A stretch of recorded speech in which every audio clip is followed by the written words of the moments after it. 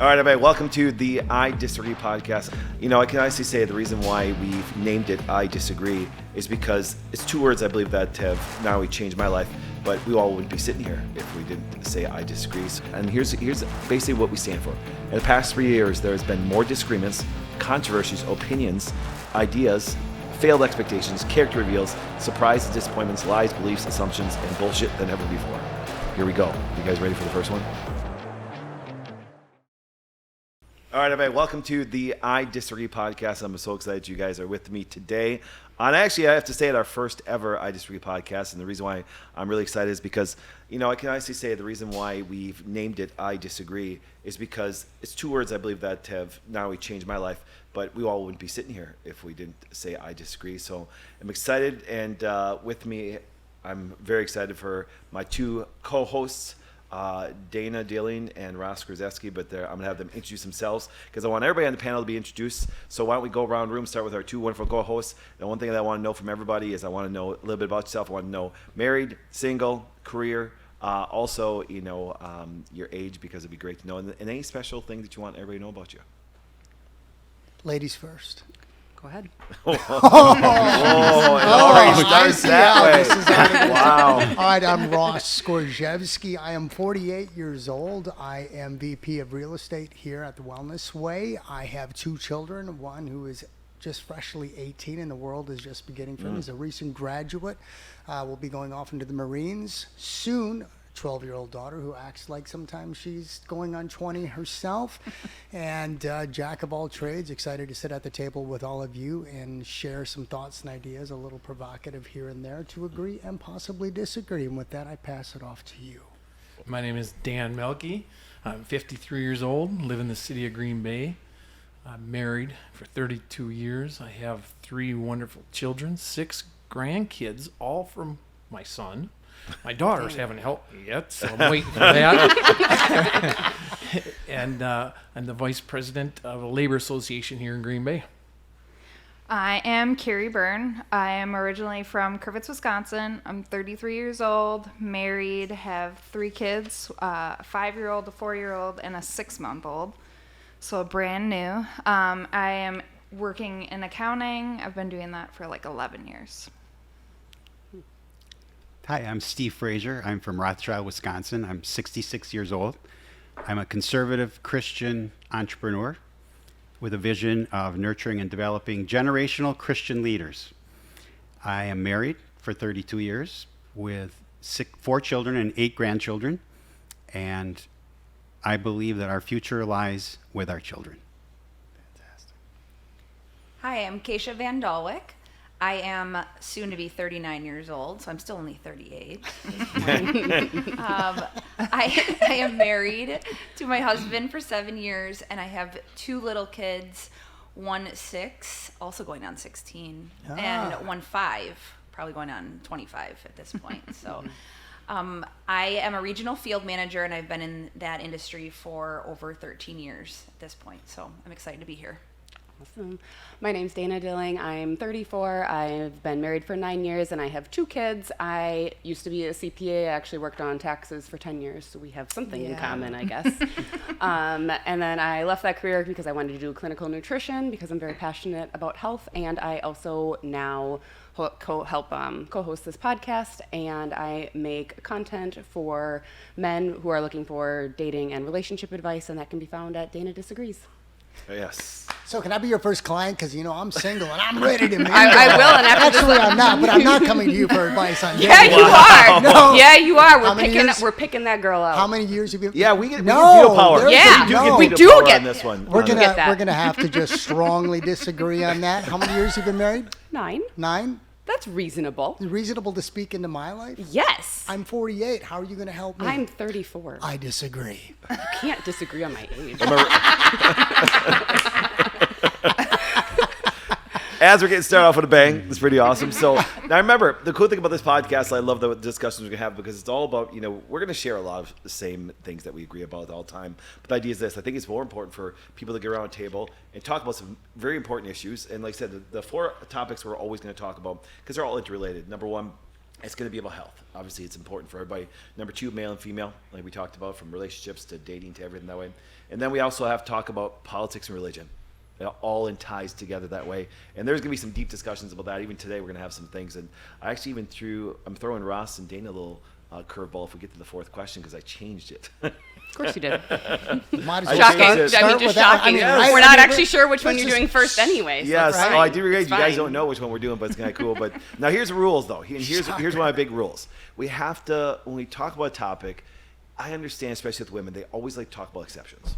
Now let's talk about the general rules. You know what I'm saying? Because women they always like to talk about they're the special one, which most of the time they're not. But they always talk about the special one. So the do is they always say, "But me." I'm like, okay, you're an exception, not the rule. So remember that. Okay. So I said, so when we talk about it, I may bring you guys back on going. We got to talk about the rules here in general. We talk about all these things because a lot of people try to just talk about their one specific things. But then also, remember, as we go through this, the reason why I actually said that I want to do the podcast is because, and here's basically what we stand for.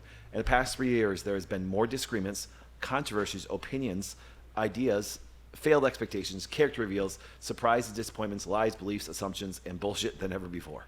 I mean, if you haven't been watching the basic news on certain things about if you see all the bullshit that's coming out like crazy from all things that happened over the last 3 years, and I think it revealed the character.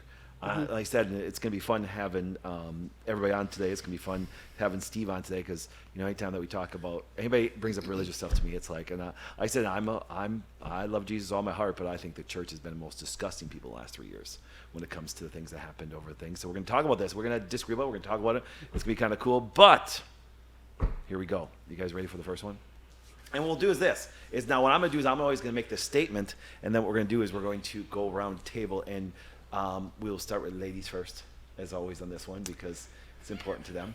So, And this is why you're not allowed to help me with dating, because if you're thinking that this guy is a lady, you're going to be picking the wrong type of individual for me. I don't need a guy. You need to be able to handle my banter to be able to handle a real woman in life. Oh, I can handle your banter. I'm pretty sure. You actually I do can. handle my banter very well. I actually am do you know impressed by that it. that was one of my things I was going to point on tonight, but this would be a different discussion. I would say one of the warning signs I say for guys to watch out for girls are women that banter all the time. That's not what you were gonna say.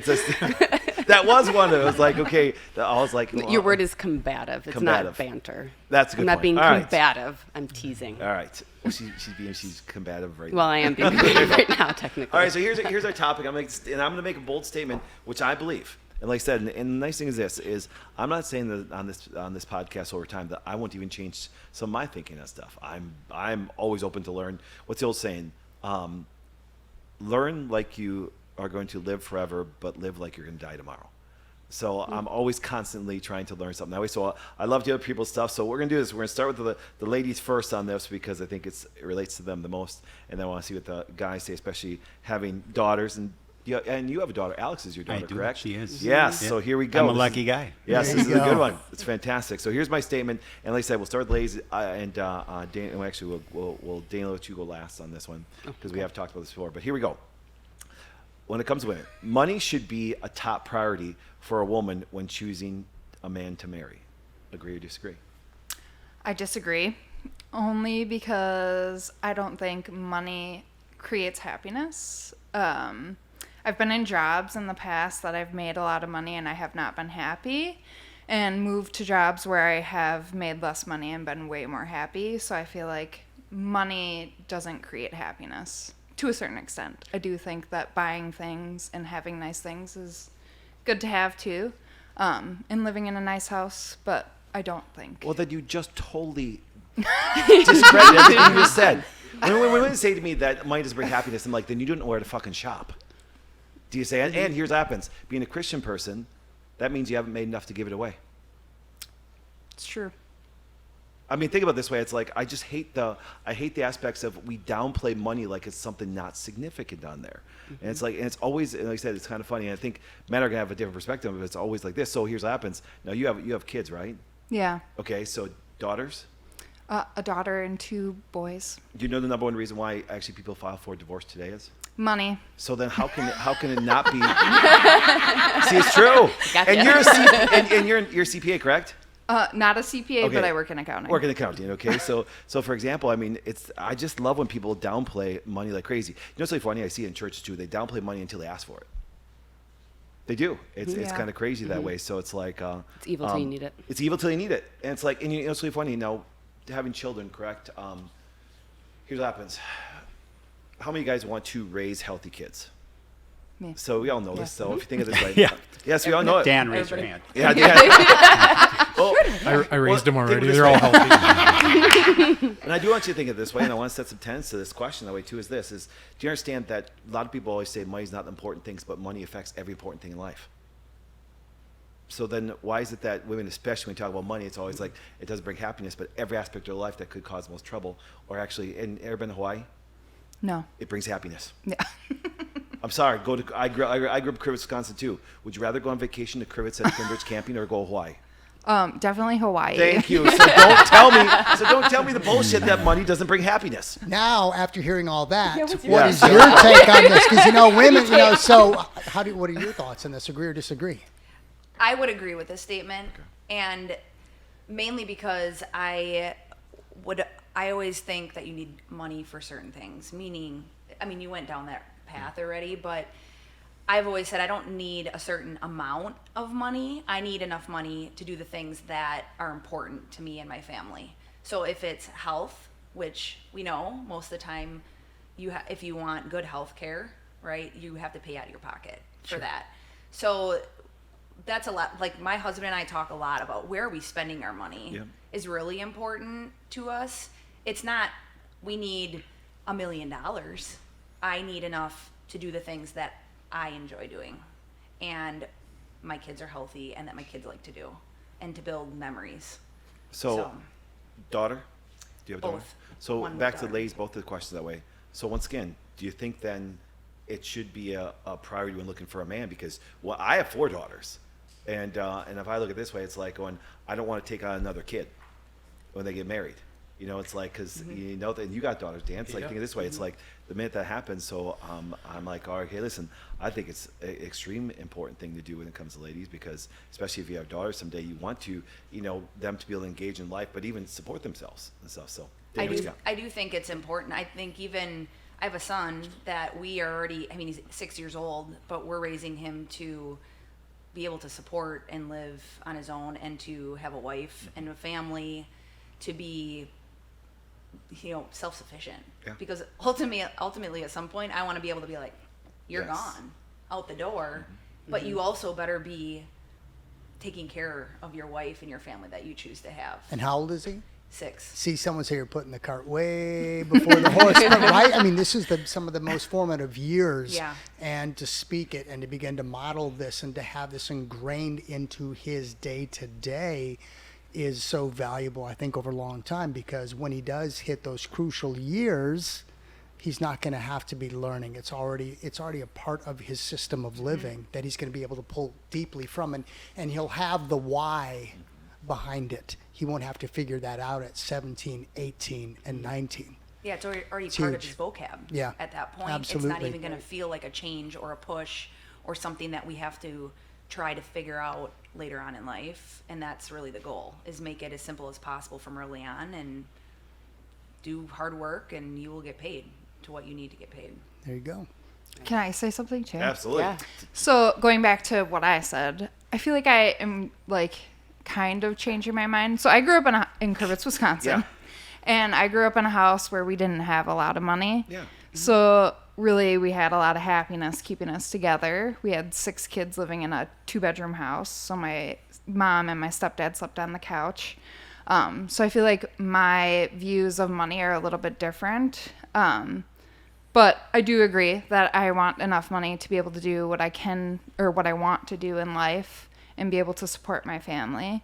And when I met my husband, he was working a job that was very minimum wage, and I really like pushed him to Thank make you. more money. So now thinking about it, I'm like, okay, maybe it is important, but not like, I feel like there's men that you can kind of shape into that too. I mean, I think he wanted to anyway, but Did you think, That's a big word right Yeah, I there. was like, but do Yeah. you think it would have been wrong for you to say, I'm not marrying you if you're not making some money? I don't think so, because Great. I initially said, if you don't get a real job, Hey. I'm not going to be with you anymore because I'm Yeah. not supporting you. And I agree with Get that 100%. Get it. But see, so then as a woman, then you want to put it as a priority. It's really funny. It's I think women, and I think both sexes. We're gonna talk about that a lot tonight too. I think both sexes are demonized for their priorities or what they want in life, and that's why I said when we talked about before, it's like going if all of a sudden a woman says, you know something, I want some man that has a good job and has stability and things like that, or even if a woman wants to stay home, which today is like taboo for everybody. You know, it's like that a woman can't say, listen, I want a man that makes money. It could be a high priority and stuff. And I think our whole culture, and like I said, and I'm going to pick on them like crazy through this podcast. We will, especially because we live in that world. Is the Christian community so downplays it? But you know what's really funny? I can honestly tell you that all the people that from church and stuff that always came to our house, I have a big mansion, and they all go, oh man, this would be absolutely incredible. Could I make an observation? Absolutely. In my introduction, I said I'm a conservative Christian. Yeah. Okay. I agree with a lot of the things you're saying about the church. Okay. Try not to group all people that call themselves Christian into that group. Yeah. Okay. Because I'm not in that group. Okay. But you know what? You know, This is good. though. I'm This is outside of Yes. that group. Yeah, you are. Good. Well, see, Okay, now that yes. just brought you to a place, though, to step out and to define Right. yourself because, again, it's the exception, not the rule, right? It's Yes. kind of that whole mindset. In May of and- 2020, our church wasn't open. Ask me what I did. what'd you do? I had a church service in a park There on we Pentecost go. Yeah, you did. Sunday. There we There go. you go. May 31st, 2020. And you did I great. paid $1,500 for a stage and a sound system. 55 people showed up. One lady 100 yards out there with a mask on. Yep. 2 other people back there and 50 people up in front. One of the first things we said is, we offer hugs at the end of this service. Nice. Okay, you go. you realize But that Steve, Yeah. talk they about were this. they wanted to crucify us for Yes. this. Oh, for Right. sure. There's two things I want to point out, and I love that because here's what I want people to do. See, I did exactly what I'm trying to do. What I did with him. I want to provoke thought, and I want to provoke a little bit of emotion. So I'm poking a little bit, not just everybody in general. Right. Because you know why? Because with the majority, and let's talk about the rules. The majority of people didn't do that. No. Because No. because by Yeah. nature, I would consider myself in the same camp as you do. Yeah. Do you understand? Obviously, people are going to know I'm a little bit more conservative, and I'm a little bit more, obviously being a Christian that way. But I think what happens is I think it gets lumped into a sole group. That the sad part is that people don't get to have discussions because they'll start throwing out catchphrases. Oh, love thy neighbor and things like that, and get the shot and close your stuff down, things like Right. that. So I'm hoping, like I said, I think my whole career has been nothing but agitating most people.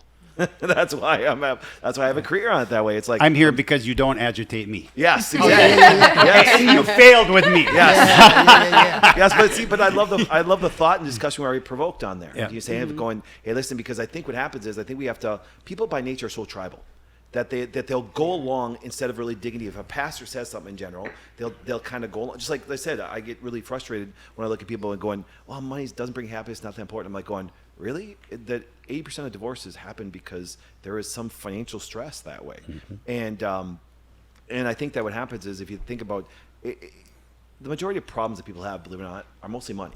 And money doesn't get rid of all problems, it gets rid of money problems. Which, if you get rid of that stress from your life, it does make things different, and it makes things that you can do more. And on top of it, talk about giving, we've given a ton to church and different Christian organizations. We still support some massive Christian organizations that are great for, helping true homeless people and helping, Sure. people that get off of drugs and things like that, which I think is an imperative. I just think that, for example, I think that we have to, and that's why I want to have discussions with all people that talk about this, because remember, even on this, we're hoping to bring atheists and Muslims and everything on this thing, just from a standpoint, because we want to talk about religion, Right. And it's kind of fun to talk about, but we should be able to look at each other and say, I disagree a little bit, and still get along, and and have a Zevia and stuff after, so Yeah, if I could Zevia. add some stuff to Absolutely. this, I think when it comes down to money in the religion, they all agree on one thing: give 10%. They can't agree on one other thing. When you go step in any church, they all agree, give us 10% of your money. So that's what I don't like about it. I hate the organization of that part of it. Sure. When it comes to, if I like my daughter to meet a guy with lots of money, absolutely, 100%. Yep. But I'd also like her to be financially independent. I don't want her to have to depend on that guy, because if he goes off and spends his money on another girl, well, she needs to depend on herself then to support herself. So I've taught her that. Do you think with church that people should give to church, or they just shouldn't have some kind of metric on it, like 10%? Absolutely. I think they should give whatever they can and whatever they want. You should give with a joyful from your heart. That is the point. Absolutely. And I think that the standardization of 10%, a tithe, is terrible. I hate it. You could view that as a guideline. Yeah. Okay, instead of you need to give 10% or you're going to hell. Okay. Yeah. I mean, it's just an observation is that if you don't give them a guideline, some people will say, well, 0.5% is, this is outstanding. If it's a guideline, then you're not giving. I mean, you're being told. So I just don't like that part of it. So It's a very sticky, topic that, as I served as a pastor, and I wasn't the lead pastor, so I never really had to teach on it. I had to sit and listen to it for many, many years. You have capital calls, you have raise funds for this, you have your tithe, and then you also had your what? Starts with an O. Your offering, right? Or something above and beyond your tithe. It was, the tithe is the biblical, the 10% that you're giving, the sacrifice of. correct.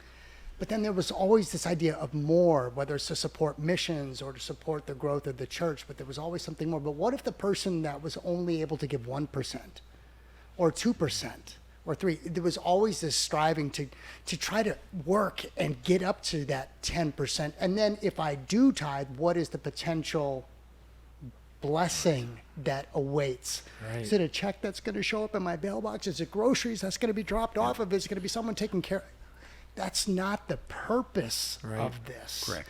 Right? So whether it's a base metric or it is a guideline, that's a really gray area. And I think what it ends up doing is it really stunts the whole purpose of why people should give. Right. It's out of the fullness. I want to give to be benevolent. I want to give to further bless somebody else's life. And it brings happiness. And it does bring It does. happiness. Giving brings a lot of happiness. It shouldn't be a thing you check off on your list as a Christian, a part of Correct. your behavior, your devotion to said congregation or to Christ that, well, yep, I did my 10% today, and I also went above and beyond, and I gave to the capital, call or the support the local vision of the checkbox. church. Checkbox. Oh, and I also supported missions, right? Because we and we're kind of getting off topic, but this is that part of some of those real gray areas that really sometimes water down. I mean, I'm sure the 10%, you're not feeling so good about that. No. Hey, Ross. You never did give your... No, wait. I've disagreed. We're circling back. Don't worry. I've disagreed with you. We're not off topic. We're on 4 of our topics that we're covering all the time. Religion, politics, it men doesn't and women, and matter. It health. just Right flows. now, It just all in flows. one. It And just what flows. I want to do is Yes. I'm going to come back to Dan's point in a second because here's what happens. As he does have one of my favorite ladies in my life is one of his daughters. And stuff, but here's what happens. I want to think about it, but I want Dana to answer first, and I'm going to come back to Miranda because I got something I'm going to bring up on there with something you said. But Okay. what do you think about a man? Well, let's go. Yeah, so you should read it let's again. make same You should just- 'cause- Money should be a top priority for a woman when choosing a man to marry. Okay, so I do agree with that, but I'm going to circle back to what you said because apparently we are a little bit of the same person because not only do we have this accounting thing in common, but I also grew up in a pretty low-income household, and so that has shaped somewhat how I view money as I've gotten older. And I talk to people and clients all the time about how everything is just social conditioning. We are just conditioned to think that money is evil when it's really not. And we are conditioned to just say that money can't buy happiness when, and this is the example I always give, and Ross will roll his eyes, but I don't care, I'll say it anyway. Money buys me Lululemon leggings and they make me very, very happy. Money bought me this outfit, and I love it. And I'm very happy in it today. Just to know behind the scenes, these two banter about Lululemon all the time. I was gone. I heard about a Lululemon discussion they had in this room when they're working on the room and stuff like that. It was great. You say we banter about it as if I even wear it. I just think you want to see my Lululemon? I wanted to see that. I was going to ask if you had some underneath your pants. I can bring some leggings try tomorrow if you I want. was giving her grief because I'm like, it's all about Lululemons. There's other styles of leggings out there, but nothing feels like Lululemon. So you're a Those Lululemon buttery, snob. soft, aligned leggings, every girl knows what I'm talking about, and they're a Do magic. you know what that's? He's Well, not a They're woman. just overpriced leggings. Is all. No, they're not. They are That's magic. what I'm talking about. No. I've been in line at the Lululemon store with my granddaughters. Yes. Yeah, I got this. Yeah. Yeah. These it's girls a- die it's- for this stuff. It's a real deal. I know my It's a 12-year-old. fad. It's a Oh, fad. I'm a It'll be huge gone. Lululemon fan, They, so I'm they like, are no, they are comfortable. I try other fitness brands. They are not as good. They are Okay, not Dana. as good. Yes. Okay. So Dan, I want to come back to this for a Yeah. second. Okay. Because here's what happens as you guys were talking about this, and here's where I disagree with you on a little bit there, because I think I'm more traditional. You know, I want my wife to depend on me 100%. And if you look at Miranda, you grew an amazing daughter. I mean, Thank you. I would love her. But you know what would make me make me very happy? If all of a sudden she met a man that could take care of her 100%, because she'd be 100% dependent on, and that she didn't have to work here. Now, if she I wants to work disagree. here, yeah, but see, if she wants to work here, because here's what happens. I think the fact that's like the amount of stress that can cause, and I think that's why I think it's very important. Remember, it doesn't take away from her independence being dependent on somebody. You're saying, because what it does is actually going, because I look at the fact that it's like going, listen, if that guy's going to marry your daughter, I'm like, and remember, my daughter just got married. And the thing of this way is like, number one, I think I said to her, I said to him, and he's been fantastic. It's like, listen, she needs to become dependent on you. Now, it's not the fact that Faith is following her daddy's footsteps, but think of it this way. I'd like to see a little bit more traditional aspect that way, because what it allows people to do is the amount of stress that women are under trying to provide. And you guys talked about it. Mm-hmm. Look, you as women going, your husband's not a G. Guess what happens? You're going, sorry, but it brings so much stress to the relationship that way. Right. And I'd like to see, I traditionally think that women should be taken care of. Were you done with yours? Because I don't know if you were done, because I want to interject here as I mainly just was going to say that I agree, and I think there's a lot to be said about economic stability and women really needing that. And I don't know. I mean, I kind of tie 1 and 2 for mindset and money, because I don't think that you can get money unless you have the proper mindset. So technically, to me, the mindset comes first, but money's probably 1A then, because I do want to know that I am secure and supported and provided for, even though I still want to go out and work outside the home. And let me ask you 3 women this, and Miranda's right there, so I have to ask Miranda, even though we see her on camera. Do you guys like security? Yeah. Yes. Yes, I do. But here's Wait, why I gotta see Miranda's head. I gotta see. Do you like security? See, But and I kind of bring security to her right now, being her provider a little bit that way. And And if you didn't, I'd have to. exactly. And you want to pass her off. I'm good with you doing that. You want to pass her off. That's my point. As a father, I want to pass my daughters off to a man that actually can interact. It doesn't mean that my daughters can't go out and make $1 million. It's just that I'm sitting there going, man, traditionally I'd like to see, because I think women are so ingrained in security, which is great. I don't like security. I think I know that you guys are very successful. So the idea is this: security isn't a big thing for us. It's really not. Just do something different. That's right. We love adventure. Exactly. We love men love adventure. Women. That's why when we'll go and take risks like crazy, and women are like scared about it that way, and it's sometimes a little bit of a disagreement between the man and a woman that way. But I love ventures. You know what I'm saying? Ross, you got something to say? So yeah, I'm going to go into this, and I am going to agree that money should matter, especially as I look at my 12-year-old, daughter. I want her to have the knowledge and the understanding of finances and what role finances plays in a relationship, what it plays into the ability to have nice things, as she is now wanting Lululemons. I'll take And she Just has- give me a card. I'll take her shopping. Please do. And, she's got this everyday bag. And I got to have this. All my friends said, I'm like, okay, but how do you think you get this, right? She's 12 and she's getting this idea. Well, I want this and I want this. And we're a consumer, world, consume. And next thing, and I'm trying to talk to her, well, you just got a desk. You just got this and you don't even use it anymore. So I'm trying to, finances, if it's there, you can have these things. But I also want her to have the knowledge of being able to be content. Right. And so I want her to have a really robust perspective of finances, and yes, to understand that as a major proponent into relationships as an outside stressor, that if you don't have it, shit's going to hit the fan. Yeah. There's going to be some and look really at the women shaking awkward, heads when you there's said going to you be don't some have it. really awkward conversations.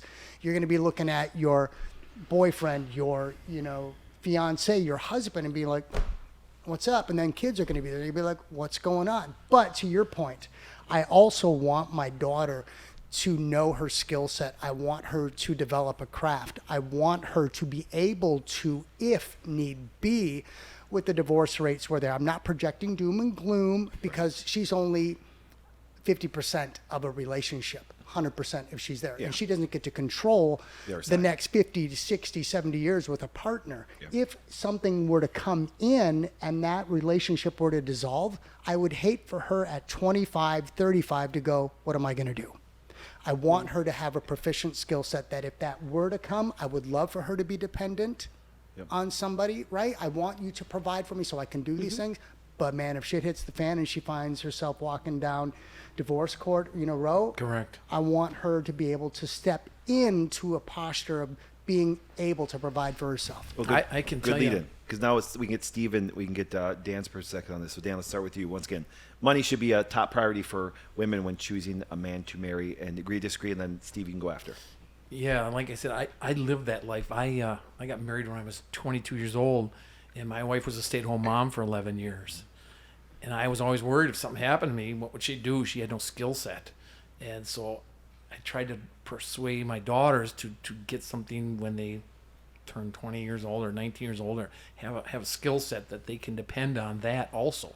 I think it's important. It makes life really fun to have a lot of money. But that's not everything. You got to know how to spend it. You got to know how to manage it. There's a lot to it, and even having a lot of money, people get divorced all the time, and so that doesn't mean you're not going to have a good life if you don't have a lot of money. So, or do have a lot of money. So that's what I did. I thought that teach my daughters to try to be independent.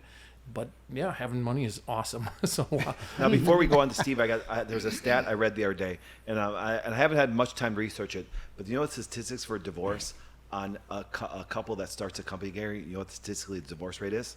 Less than 10%. If they start it together, Start together, it's less than 10%. really, It's actually less than 10% because they're working for some purpose together. Yeah, They're it's probably team. aligned Yeah. That's in they're aligned. what they think, That's and what happens, in their they're money and their aligned with stuff mindset. that- Like, yeah, Right. Exactly. they're not So two different paths. now, Steve, I said when no one of your wonderful daughters, she's absolutely incredible and stuff like that. It's great getting to know her and stuff like that. So, what's your perspective on this? Well, first observation would be money isn't the problem. The love of money is the problem. And so many people look at this, and I believe that money should be a consideration. I'm going to expand on it a little bit, is that it should be both ways. Okay. I'm married to my second wife, 32 years. I got 38 in total, but when we add them together. But so when I met her, she was extremely conservative. I was in the restaurant business. I had a restaurant. I was about to build another one. And this was oil and water. And First marriage. both of our second marriages. Okay, got it. This is both of our second marriages. And so it was quite a negotiation, I guess, to find the middle ground. Because my motto at that time was, we're going to spend everything we have because we can make more money tomorrow. Okay. Again, you just mentioned that. The point is not afraid of a whole lot. So we just started doing that. I won her over. We went into debt.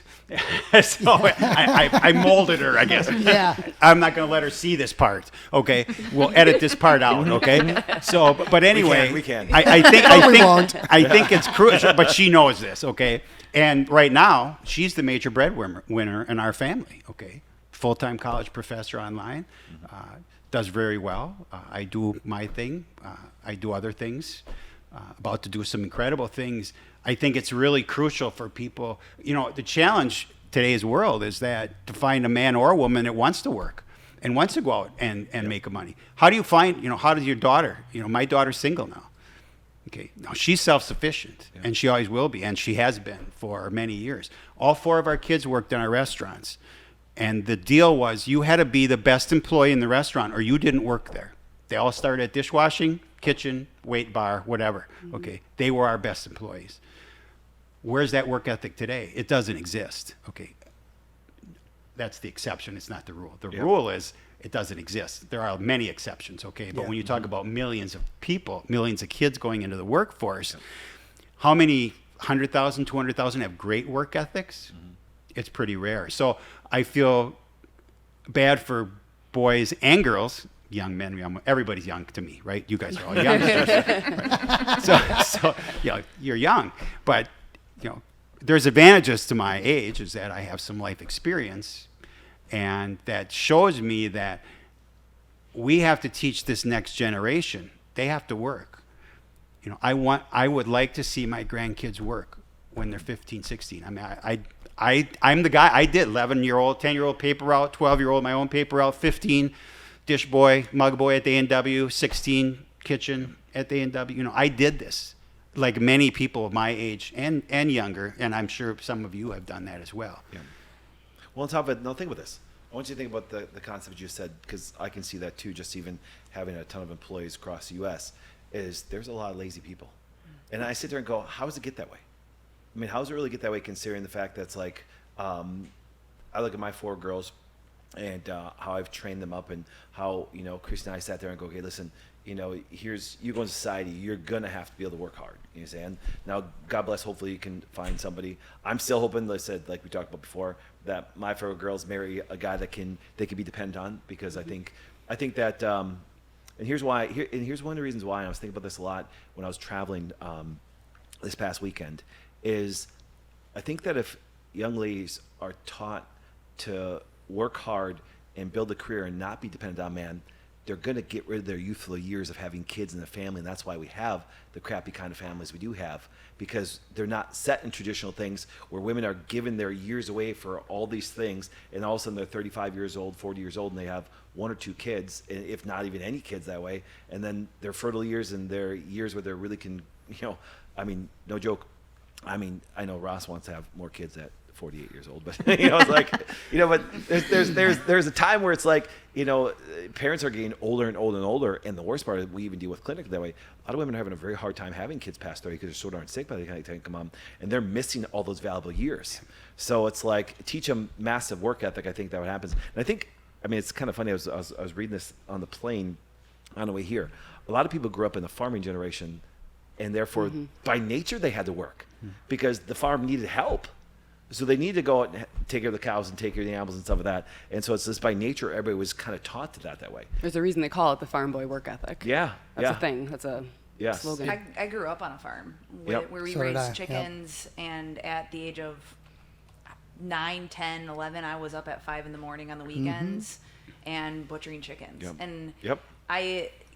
to just even go off some of your points, it was like, my kids won't experience that. We don't have a farm these days. So my husband and I talk a lot about how are you going to get that work ethic in them? Because my goal as a parent has always been to give my children more than what I was able to give or have. And to some degree, that's not really the right mindset, because what am I going to, just hand it over in a silver platter? That doesn't teach them anything about work ethic anymore, right? Like, I tell my kid, we have a lake house, and I always say, I never had that when I grew up. You are something special to have that. They have no clue. They're going to grow up their whole life being able to enjoy that, right? Yeah. Unless I think it's change, normal. unless I change it from the beginning of, you're going to come and help us clean it, or you're going to help be a part of the whole process, because they won't learn it any But see, other think way. about what you're doing with a 6-year-old, right? I mean, we're not having discussions about marriage yet, right? I mean, and you need to provide for your wife at 6 years old, but I mean, this is kind of your trajectory of your thought processes. You're trying to instill this into him so that part of his psyche, when he gets 16, 17, 18, he starts to potentially pursue girls, hopefully not at 10, 12, right? But it's already in the back of his mind that I need to provide for, I need to have a strong work ethic in order to be able to have these things and to want the things that I want, and to have the girl and to be able to take care of her so that we can have these. It's already ingrained into him, right? It's almost second nature. That's part of what you're saying. That work ethic is absent today. It is. It's called a participation trophy. It's Seriously. entitlement. Entitlement. And That's women that's are the ones word who right brought there. those up. Entitlement We is what ruined it it. really is. I'm entitled to this, but I don't want to do the work. But don't you think, and Carrie, I want your opinion. I want Dana to pipe on this too, because we talked about this a little bit. Culture has a little bit to do with it, because we grew up in a very small town, and I always call it the Krivitz mindset, whereas like you bitch about your job Monday through Friday and you spend weekend at the bars. And I mean, and I'm not, and I'm not saying I'm ashamed from where I came from because I'm not. I think Crivets is a fantastic town. But if I wouldn't have got out of there, Yeah. do you saying it's like it's the culture makes a difference that way compared to where you grow up or who you're around, and that's why I'm very particular about who my kids are around. I'm very particular about people I'm around. You know what I'm saying? Because it's like you talk about the biggest thing I think that shifts everything is that mindset. Because Steve, as you talked about before, and I love this part that was written about you. My vision is to nurture and develop generational Christian leaders. I got a question for you on this. Because it really relates to this because it comes back to this thing because like Dana talked about, and I want you to run on this after I get Steve's comment on this. See, is in order to nurture and develop generational Christian leaders, it's all about a mindset. Right. And I'm just going to give you an opinion. I want to hear I disagree or agree because obviously, and I don't know everybody, but I know Dana, I know Ross, we're people of faith, you know what I'm saying, and stuff like that. But I think the church does a shitty job of raising up leaders. That's why the church sucks so badly. That's why you led during 2020. Right. But where was your quote leader, your pastor? He was, saying, cowering like a He little told bitch. he told me that they didn't close him down. We have 5,000 members in our church. And he looked me dead in the eye. And I've known this guy since he came, 15 years at that time. He looked me in the eye and he said, we can have 10 people. And I stopped. I stopped. I didn't say a word. I said, okay, this is what I'm going to do. Is this okay with you? Yep, okay. And I walked out the door. Yep. Because I can't have this discussion now. You realize it's not going anywhere. Yep. Right? And so it's one of those things where we have, I want to be careful. I go there, and I'm going to continue to go there because there's messages and there's things, and I think you've been there, haven't you? Yeah, I mean, I've been to it's a service. fantastic place to worship, okay? What everyone forgets is all these people, whenever we say the church, they're all human and they're all sinners, okay? And we all forget this. When we want to jump on them, and you've been jumped on. Oh, I've jumped on, but I have but- no problem hopping on. Because I'm not a part of that Right, culture right. anymore. I have expanded my thought process, and people can have their Right. judgments, is what it Right. really will be, and they will probably gladly share with me how they think I've fallen away Sure. from my faith, and I, better. It always happens when you disagree at the church. Because They think you've fallen away. Yeah, I patently Backslider. disagree. Yeah. I'm a backslider. And I disagree with it because I've never been more sound Right. and secure. Do you ever listen to John Cooper? No, to be honest, I hardly Cooper stuff? listen to Cooper a stuff. lot. It's a of- podcast. It's good. Not competition with you. Okay. Yeah. But he's the head lead singer at Skillet. Okay. Okay. And he does a Cooper stuff. He does a Gotcha. podcast. And he is just fierce on this. And if you ever want to pursue this, you should listen to what he has to say. Yeah. Because there's literally this movement inside the Christian church which is not Christian. Sure. But I look at this, even like, you say out of respect, right? I didn't want this, and I still go back and I still listen to the teachings, and I'm all for this, right? But when we're talking about developing leaders, Right. to be able to stand up, to have a voice, to agree, to disagree, and to say, you know what, good for you, but that's not for me. I'm going my separate way. We still stay under the leadership of these individuals that wouldn't stand up in a time. Exactly. And that's crucial. one thing I can't Right. handle. So to answer Right. the question, Yes. how do we do this, right? Yep. That's your question, Yep. kind of. That's where you were going. Yep. Okay. So our goal is to build a private Christian school that's completely off the board. Okay. Sure. There's some places. I don't know if you're familiar with Duke Pesta from Freedom Project Academy. There's a Center Academy in Miami. They're schools that do different. They're teaching their children to be independent, critical thinkers. Ooh, Okay? but that critical What a thinking concept, is huh? Not, Yeah. but not inside the church. No. You can't. Right. Well, Or school. You can, and what we're going to do. Okay, you can do it. At and- what and you- cost, though? well, we're going to have the money. So, No, I mean, at what cost? When you become a critical thinker and you start to challenge the status right. quo, Yeah. that's where you meet resistance and tension. correct. And Because nobody wants to be questioned. you get shown the door, you get shoved, right? And I think, and I created a statement one time, and I like this. I think a leader loves question, but he hates being questioned. Do you say it? Because what they do is because, and I mean this sincerely. And I'll say this. I'm very vocal about what I've done that way. I'm like going. I'm worth $100 million. You're worth 50,000. Do you really think you understand what I had to go through to get where I had to go? So that's why I love instead of questioning how I got there, it's like maybe you should have a question of maybe what should be my next steps instead of this. Instead they portray judgment on them because they feel inferior to what's happened that way. So we're talking about that mindset. Okay? Mindset. Yes. Mindset. Well, I love that you led that service. Oh, I watched it live. I don't know if I ever That's told you that, but respect right I there. did. No, I didn't know live. you. Yeah, I didn't know did. that. I didn't Yeah. know That that right Alex there. could sing until Alex I watched sang it. there, Yeah, just she so you sang know. there, Yeah, but And I when you didn't see even her, know she did a fantastic job. Yes. Yeah, Fantastic. but it was awesome because I also think it's important. I mean, obviously, I have this like love of bringing out the masculine in men, and I like to see men acting masculine, how they're actually supposed to, not the soy boys, not the My term, soy boy. soy latte pussified beta males, as I call them There we half go. the time. Whoa, that was good. That rolled That- right off it your rolled tongue, right too. off my Holy tongue. cow, that was good. Yeah. Yes.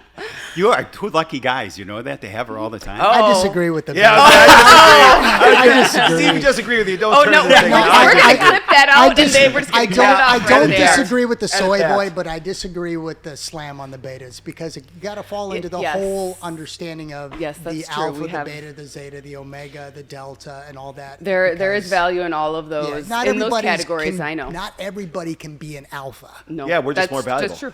No, because then you have this whole too many. I'll probably. But when you're alpha, you wonder why everybody can't be an alpha. Do you ever think about this? Why can't everybody be like us? I used to Because we roll over these Yes. people. Yes. Okay, we do. Yeah, I used to think that way but it's really funny. It was like I was with actually a very new friend of mine. She actually is close to 1 billion views now. She just sent me that text message today, and her name is Pearl. And remember, and I come from a dad who's a truck driver. Do you understand that 1/3 of the products would never be delivered across the world if it wasn't for truck drivers? Do you say? And so it's like everybody needs to be a part of the whole system that way. It's just that to be an alpha, you have to learn to be alone. You really do. Because what happens is the things that you're going to think about and try to accomplish and do, the majority of people are not going to understand. And people by nature is if someone accomplishes something or strives for something, especially when you're around, males, it's kind of cool. The one thing that I find so neat about males, see, when males are naturally around each other, it's kind of funny when you first meet a new guy. It's like there's this kind of concept that people realize that when you get with a male, there's always an underlying competition with everybody. It's like even from a standpoint of going, I could whip his ass. Do you say him? You ever notice that? It's like I can take his ass. Well, he's bigger than me. Shit, I bigger than him. You get the point? Better watch my mouth. See, y'all laugh a little bit because by nature, just we peacock a little bit. So there's always a little bit of alpha in all of us. There really is. And if you want to see alpha come out in any guy, compete for a woman. See, that's different though. See, now we're talking about alpha. Absolutely. Yeah. I can be a predominant alpha. You mess with my daughter, you mess with my son, you talk about my mother in a certain way, you're going to see an alpha that's going to come out, and I won't care about the consequences. But I am not going to be this predominant alpha figure in every aspect of my life. I will. And That's our friend. That's who we are. That but is I'm inherent totally to you. fine and- with that. So yeah. that's when you say, well, the simp boy, what are soy boy, beta? And I'm like, hold up. Dana, tell him what it is again so he remembers. Soy latte pussified beta male. Yeah, there you go.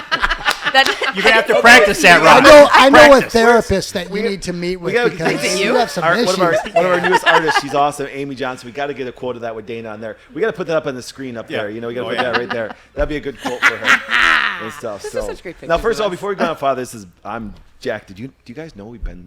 You know what it's time been like it is? 40. Yeah, it's been 45 minutes already. yeah. Did you get And on your we're not even on mindset the first yet? one. Wait, what's Nope. that? Did you never finish your mindset We before you got we never on? got there. I'm just letting See? it go. I'm just letting it go. But before we get started, Fine. before we go on, and then we'll get back to your mindset, right, I got to thank Rosh, Joshua, and the whole team putting everything together so well because, no joke, even just 2 weeks ago, this studio didn't look like it did. And like I said, one thing that being a strong alpha, is the fact that knowing that can't accomplish anything without other great people and stuff, and being surrounded by these guys and gals that put us together has been, thank you so much for all this. It's been fantastic and Yes, stuff. thank you. And- It's beautiful in here. But I will tell you this, though. I don't know if Ross already told you. What?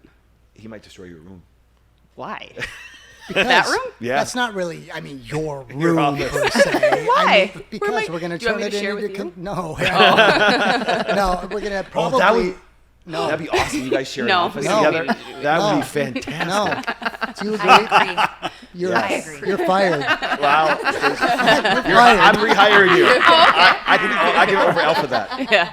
No, She's gonna help you get set up with a your office is probably going to get turned into a control room. Yeah, just No. like ours. All right, fine. Nice, Do I get It's the for one next your to it? show, okay, Dana? Really? You know what? I'm making the decision. The alpha's coming out. All right. You don't get an office. But I like to relax in the feminine and let the masculine Can you take give over. me a cup It's of just coffee? fine. Whoa. Maple vanilla? No, that's from the first credit card. With So soy. Let's go back to that. With Soy. soy, please. Oh. Soy milk. We don't even have soy in my restaurant, so there's no way. no, Okay. no. Mindset. Mindset. Let's do that, Dane. Mindset. I don't even remember exactly where we were, but let's see. You did the church service. We were talking about church. All right, getting my train of thought back here. So I think that mindset is especially important inside of the church and especially in men, because as I've kind of looked around, some of the strongest men I know aren't necessarily the ones that are actually in church. And when I look around, and I'm talking mainly about mine and the ones that I've, been How a part of. many do you have? How many what? Men. You said mine. No, I meant like the churches I've been to. Sorry, Wow. I meant the Just like- churches that I've been to. was a Sorry, big question. that's what I meant. I'm looking for clarification. No, that's fine. And I talk fast, and I'm trying to slow that cadence down. Yeah, but next it's not question going for the so girls well. is body count. Okay. So, You guys. Let's go to the next question. But I think it's important to have a very strong mindset, especially in men, because that helps bring out their masculinity, I think. And I'm just really sick of the whole catchphrase of the toxic masculinity. And, we've kind of talked about, too, just kind of beating the masculinity out of men. And I do think that is happening somewhat inside of churches, maybe making them a little, I don't want to say too humble. I feel like that's the wrong way to go about it, but just making them a little bit too feminine, because at the church that we go to now, or that we've been going to for a couple years during the COVID time when everybody was wearing masks, they had signs outside, saying that people should wear masks. And obviously I walk in the door and I don't do it. And I'm the only person in the whole building, and there's, 600 or 700 people per service. And I'm the only one not doing it. And I'm just kind of sitting there like, for fuck's sake, I'm the strongest person in the room right now. right. Well, think about, I've been a part of a church for many years, and we had the Manly Man's Conference and all this. And when we started to challenge a lot of this with topics, the wussification of America, the over-feminization of churches and of men. But you really think about what's appealing to a guy within an organized church structure. What is appealing to him? Why, he goes to a why would worship he wanna go service there? where for a half an hour, maybe more, Yep. they get involved in an over-emotive response through worship, which I'm okay with, right? Right. But it looks like the raising of hands. It looks like this emotive response. Is that what a guy's looking for? So what I want to do for a half an hour on Sunday morning? Nope. To serve, in maybe sign up to serve in the nursery, or not that there's anything wrong with it, but Right. Yeah, there is. what's the Yes, motive? there fucking is. No, I'm just saying that. But what's Sorry, the it motive? is. What's the motive? They need to go shoot a deer. So Yeah. not only do we have Sunday service, well, there's potentially Wednesday night service. Well, then we should be involved with, a Bible study, or apparently I'm supposed to lead a group, right? And then there's men's group, and this, that, and more. Oh, and then I got to give of my hard-earned finances, where I'm already trying to bust my ass to provide for my family, so we can do these fun things. So what's the motive? So they go because what? Because the woman tells The them wife to. wants Tells them them. to, and the church. But Put let's some look at this. pressure on them to go, right? Because So- if you haven't been there for a while, you're going to Yes. hear about it. Let's take our three women here. What are characteristics that you guys find attractive in men? What are the characteristics? And Carrie, let's start with you on this. Just give me a couple characteristics. And your husband is watching. So, Careful. I would say confidence, masculinity. now let's So- stop right there. Let's stop right there, because I was just speaking to Pearl about this yesterday, is the fact that it's like, if you think about this, the minute that anybody shows confidence in a church, they say you're not humble. I watch this bullshit all the time, because I walk in as an alpha, and it makes them all inferior because they don't have confidence. And the minute that a man, and here's what happens is, you guys are all parents. If your daughter or son broke their arm, do you want the surgeon to walk in and be like, well, I'm going to do my best. I hope I'm going to it's like, or you want the guy that walks in and says, I'm the best damn doctor to handle your child. Just get him and let me do my shit. Which one, and I'll be truthfully, which one do you want? Yep. This concept of you can't, and it's really funny, I always love this too. I always tell people, when people say, well, Doc, you're arrogant, I'm like, who gave me those gifts? I'm not saying you don't have gifts. You just don't do anything with your gifts. That's why you think I'm arrogant or not humble, because you're given gifts and you haven't done shit with them. And so therefore God has passed you up on the great opportunities, and every door's been opened up for me, because why? Because I took the gifts that God gave me, worked on them, and did those things. So they talk about confidence and stuff like that. It's like, yeah, it's really funny, but behind closed doors, you talk to Christian women or talk to you and stuff like that. It's what they thrive for. It's what they want. But talk about raising good men leaders up that way. It's like saying, guys, you get your mind, muscle, and your money to get together that way, you're gonna be more appealing. So you got confidence, and what was the other one? I said masculinity. Yeah. A man that is a man. Yes. Not a little boy that wears women's clothes. But that's what I said. But you think about it, Ross brought it up when it comes to the church. It's like they want you to do girly things in there. And I think this is so true. I think the modern day church is just woke. It's actually, because at least this, you think about it this way. You know what kind of guy I miss? The old 75, 80-year-old Catholic guy. You know what he stands for. He doesn't wave. Do you understand? At least he's standing for something. You can't tell what a Christian person stands for anymore, because you have pride flags at different places and stuff like that, and you accept everybody for all their bullshit and stuff. And it's like, but they act like, you talk about, they said Man Conference. My nephew did this to his wife, who used to work at the church I used to go to, and he used to be at some of that. And she said to her, he said, do me a favor, pick a man from that church. And she couldn't. There's thousands of people that go there. And I said, I feel bad for her. I feel bad for Miranda. I feel bad for all the single girls. I feel bad for the people that I got to pick from this pool of guys that I'm sitting there going, oh my goodness. Now on the flip side, I think Steve, you and I are. I feel bad for my daughter Alex, and you're just throwing oil on my fire here. Okay, yeah. But this is her challenge as a single 38-year-old successful woman. I'm also a person like this, though, Steve. I think you are too. I could pick this up on you already. Alpha to alpha is we also look at it as an opportunity. We look at an opportunity to go, hey, listen, we have an opportunity to actually. Men are starving to be taught how to be men. Yes. Mm-hmm. They really are. Yes. And so I think that's where we can look at it for an opportunity. And that's what, believe it or not, that's what this podcast is for. Yeah. And I will tell you this is honest. And when all of a sudden Dana came along, I'm like, I never thought I'd do a podcast. And then all of a sudden Dana's like this. I'm like going, something that could be in a podcast form. Mm-hmm. Remember I said it to you? I do. And so honestly, it's kind of cool, because then we get to talk about some things that are important that way. So what you guys are, Ross? Yeah, I just want to make, what I said, what is appealing to a man? I think that once a man has the ability to give the why, the attending of the church, or he sees the value in serving in the church or giving of his time and resources to the church, if he can give me the why behind that, then I'm okay with that. I have a why. I know you do, but you're once Exception. again the exception, not the That's rule. a rule. Come on, right. Steve. Oh yeah, boy, that came back on. He didn't have. Bam. I mean, and if as a former worship leader who was a part of creating an emotional moment, okay, so you heard me just kind of poo-poo on it a little bit. I shit on this whole kind of emotive response. I led those, and I found them to be very cathartic and very healing and very wonderful opportunities. But I also know that it is one of the most difficult things for guys to do, especially when they're not emotional by nature externally in Correct. a large group setting, to all of a sudden be comfortable in and having this emotive response.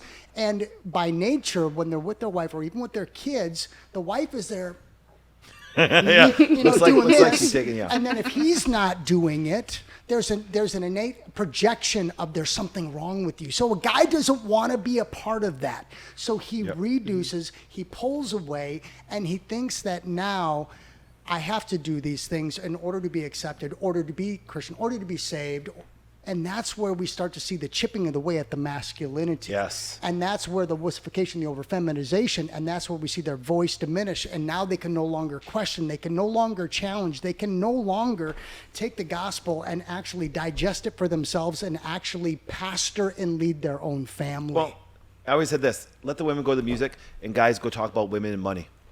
And guns. In the room next door, and guns, and how you wanted to beat the shit out of somebody that week and stuff like that, and how somebody pissed you off about certain things, and talk about real life stuff instead of all the bull crap they show. It's a show.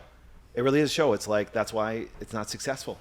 And that's why I think you have a hard time right now is seeing the men stand up and lead their families, especially within the Christian culture. You see a lot of women who are challenging their men, because they feel that they're the spiritual leader of the home. But man, can we run on that for a second? I want to get your ladies' opinion on this. Is, for example, this: a woman's not supposed to challenge a man. Just like, for example, if someone come to me and they want to have a conversation about money and they're broke and trying to tell me how to be, I'm like, you have no clue what it takes. And to be a man is different than to be a woman. It's dramatically different. Yeah. Well, not today, apparently. Well, No, that's it's much not. more I was going crap. to say that too, but Sorry, Identify. the way we think, and what we do that way. Facetious. I've come to the conclusion over the last year is if you're a guy that's surrounded by women, I cannot trust you. I cannot trust you. It has nothing to do with the woman thing. The way had the fact that if that's what's speaking into your life, you're the last fucking person I want to depend on or go to war with. Like, as in, like, that's who you're working with, or just No, doing no, life no. with, or what do Doing you life mean? with Okay. that? If that's the main people speaking into your life, and we talk about this. We talk about can you say it again? Your term, the soy beta. I don't want to pussy. offend Ross. What is You it? want to go ahead. Come on. What is it again? I'm starting to care I'm about trying him. to figure out what childhood trauma you've got. Okay, You what's that gotta- term again? Soy latte, pussified beta males. And that's why it's funny is because if they're around women or I if do they're a love you. mama's boy, guess what happens? That's what they become. Because you know why? By nature, women by nature are going to be compassionate. They're going to say those things, and they're always going to have that heart for that guy. And instead of the guy going, "Dude, you suck," and that's what guys do. Do you understand that guys get together and they talk like that? And it's going to be two things. And you'll either watch guys that will take it, become masculine, grow, or they'll run to a woman.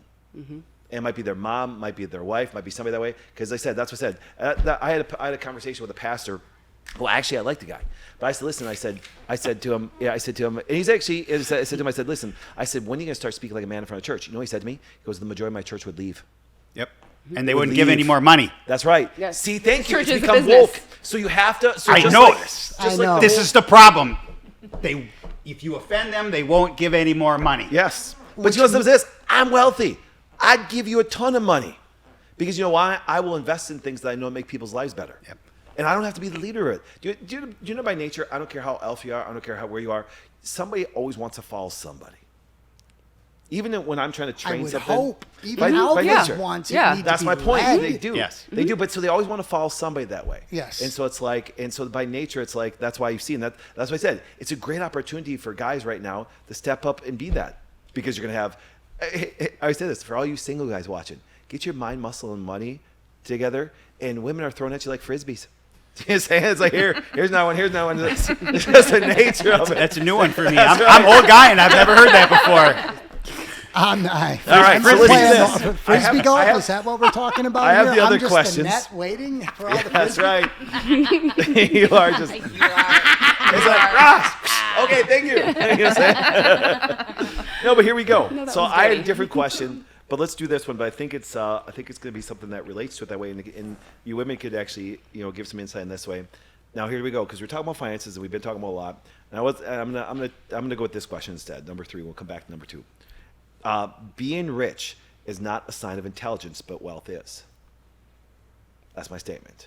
Okay, I want to know if you agree or disagree, because it relates to some of the things we're talking about, money and stuff like that. So let's say again, being rich is not a sign, because you talked about it. And Steve, I'm gonna start with you on this one, because you talked about it. You can piss away all that money. So let me see the question again. So here we go. Here's my statement: being rich is not a sign of intelligence, but wealth is. Steve, agree or disagree?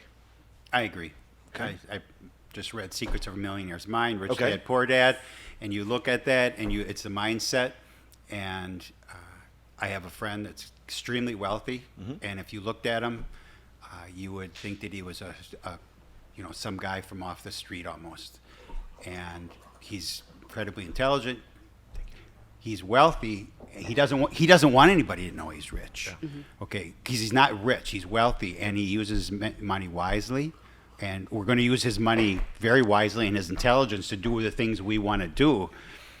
But in that book, The Secrets of a Millionaire's Mind, if you read it, the best story I've ever heard is when this guy made a bunch of money and he buys a big house in a big neighborhood, and his kids go to school with the kids next door. He takes them home, and the guy walks in and answers the door, and he said, "You're coming to a party tonight. You and your wife are." And it's T. Harv Eckert is the guy. And he said, "Okay, I'll be there." So him and his wife walk in. Everybody there introduces themselves. And just gradually, very cordially, very socially, kind of, what do you do, whatever, They go out to the pool. One guy says, "Can I have everybody's attention? I have a charity and we're doing a fundraiser. Can you guys help me out?" Every person there opened up their checkbook. And he left, and they went to another party, and somebody else the next time. They did the same thing.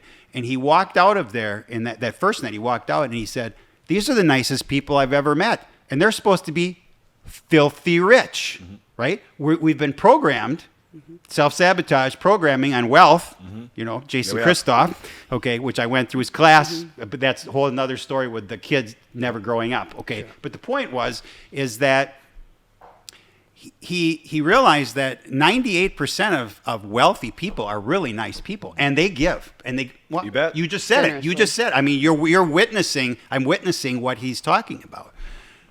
But we've been programmed, and that's why a lot of people don't want to be rich or wealthy, because they think that if you're rich, you have to be a crook, you have to be corrupt. Yep.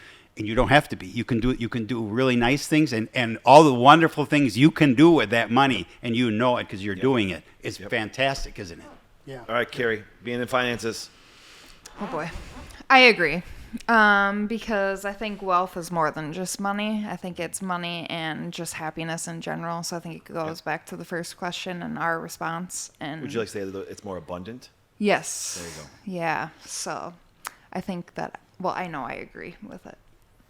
All right, Dan, let's go. I agree also, but going back to the last point, I think that there's a lot of metrosexual men, because the divorce rate was so high and because their moms raised them and they just had no men in their lives. And so that was my point on that, is that they just didn't have that, and then they went to the church and got that, and they got a participation trophy, and they've just been programmed that their whole life to be that way. And that's kind of where we are today. It's no one's fault. It's just the way that the society has turned everybody. And so fair. that's kind of where I'm at on that. And yeah, I think that wealth is definitely, I agree with you. I think that you can do so much good stuff with it. You can help so many people. And I'm the belief that you just do it. You don't have to flaunt it. Yeah. Sure. Just help people. And I like to help. I like to go in Quick Trip and just help someone buy or at McDonald's, buy the person behind me. And just stuff like that. I don't like to give to organizations. I don't like to give to where the money's going to the top and very little goes to the bottom. So I'm real careful on how I give. So Yeah. The metrosexual, that was me. And I gladly had no problem wearing that title, right? Because we talk about these, we had this discussion, I think, the other day, right? Or maybe it was Aaron, too. We talked about desensitization, normalization, or weaponization, right? Right. There's all these terms and all these things that, I came from a single parent home where my mother did raise me, the absence of the father. Even though I did have a father figure who I called dad, he wasn't inherently there to instill some of these values. So very emotional in the idea of growing up in touch with my feelings. So I gave into that. Now, it's not why I pursued the church and my calling at that time in the church, but I did not have those base level, screw it, I don't care how you feel, just get up. You got to do something, and challenge the snot out of me. That's why these conversations are so important, because I should have been having this shit.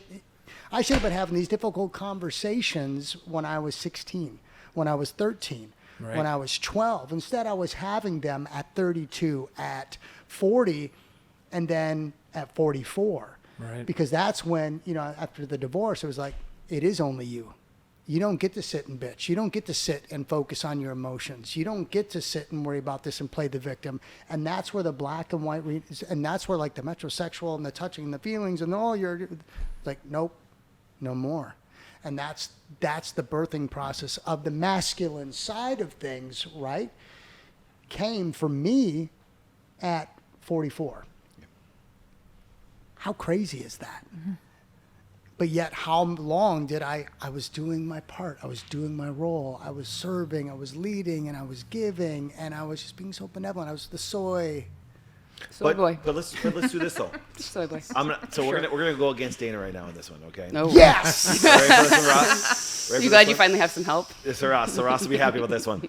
You guys see, it's really fun for me with these two in the room, because I sit there and go back and forth and watch them. And like, this is a normal day for me when they're around.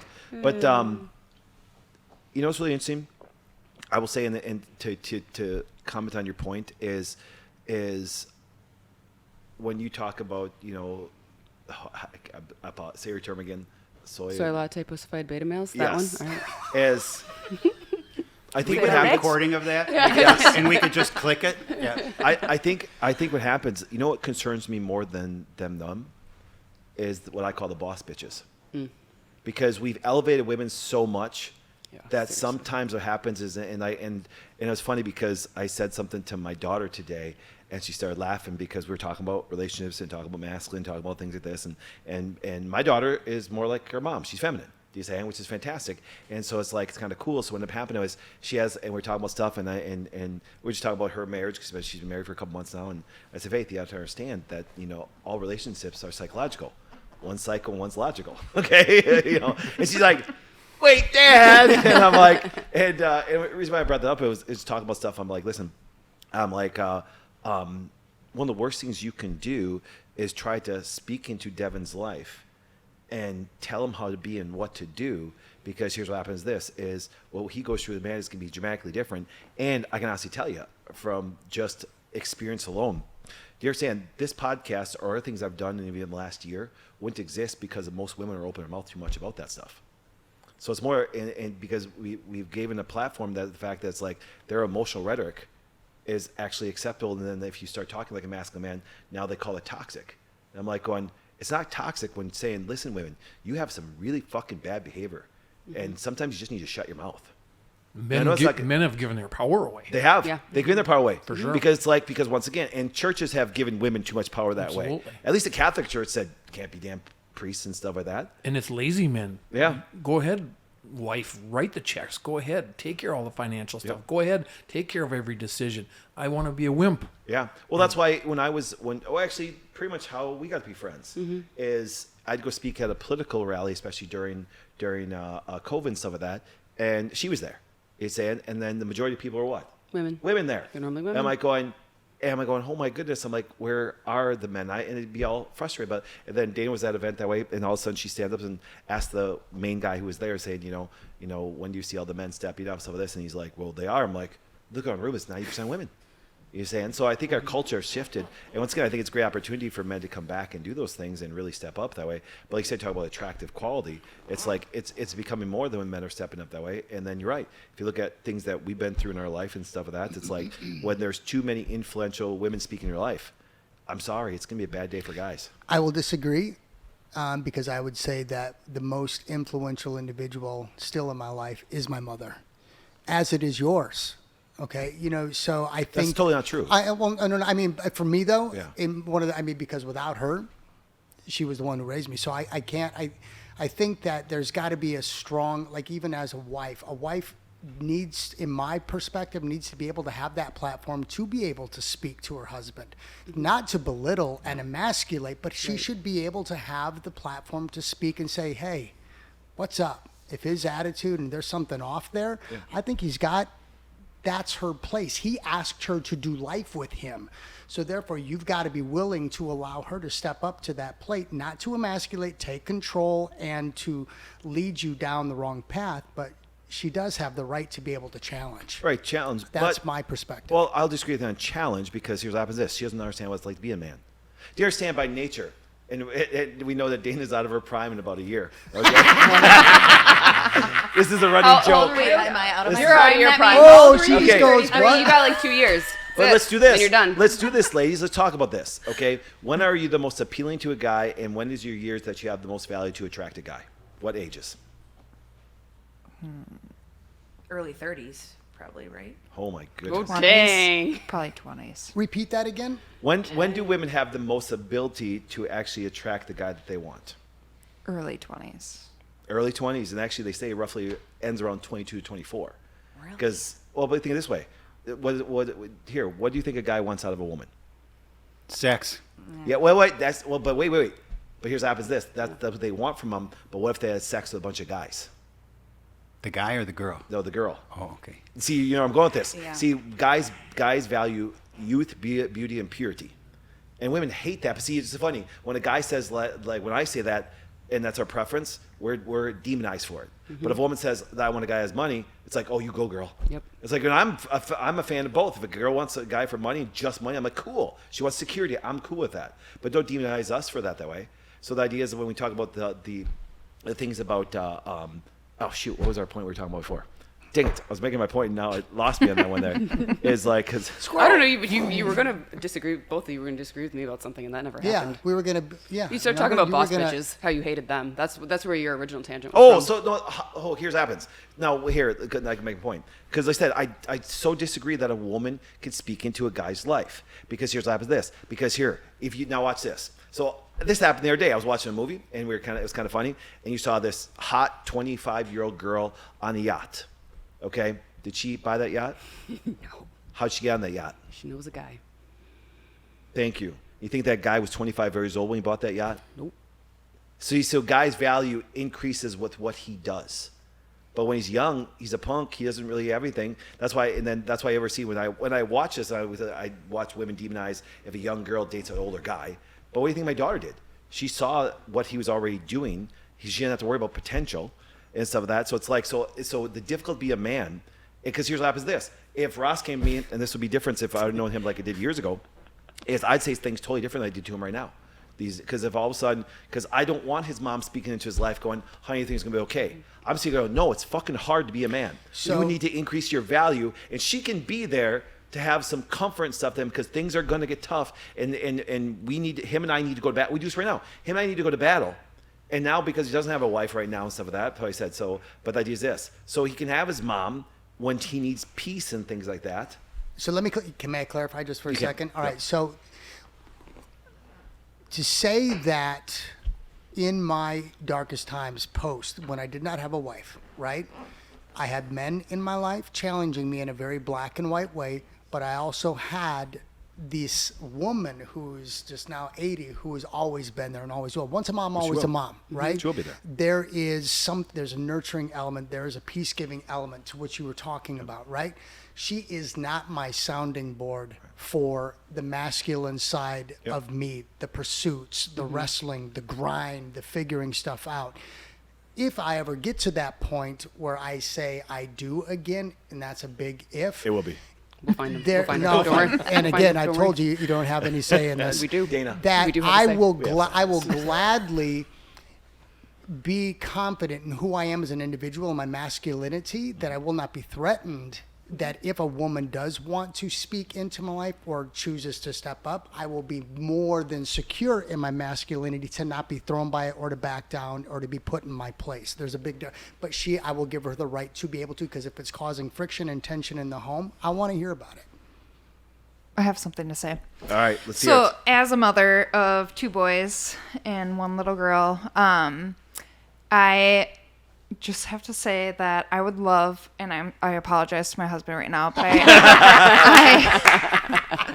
I would love if my husband showed up to a political thing with me and fought for our kids, because I've gone to multiple political, things and fought for our kids' rights. Yep. But I apologize. Can I interrupt one thing? Yeah. What guys is he surrounded by?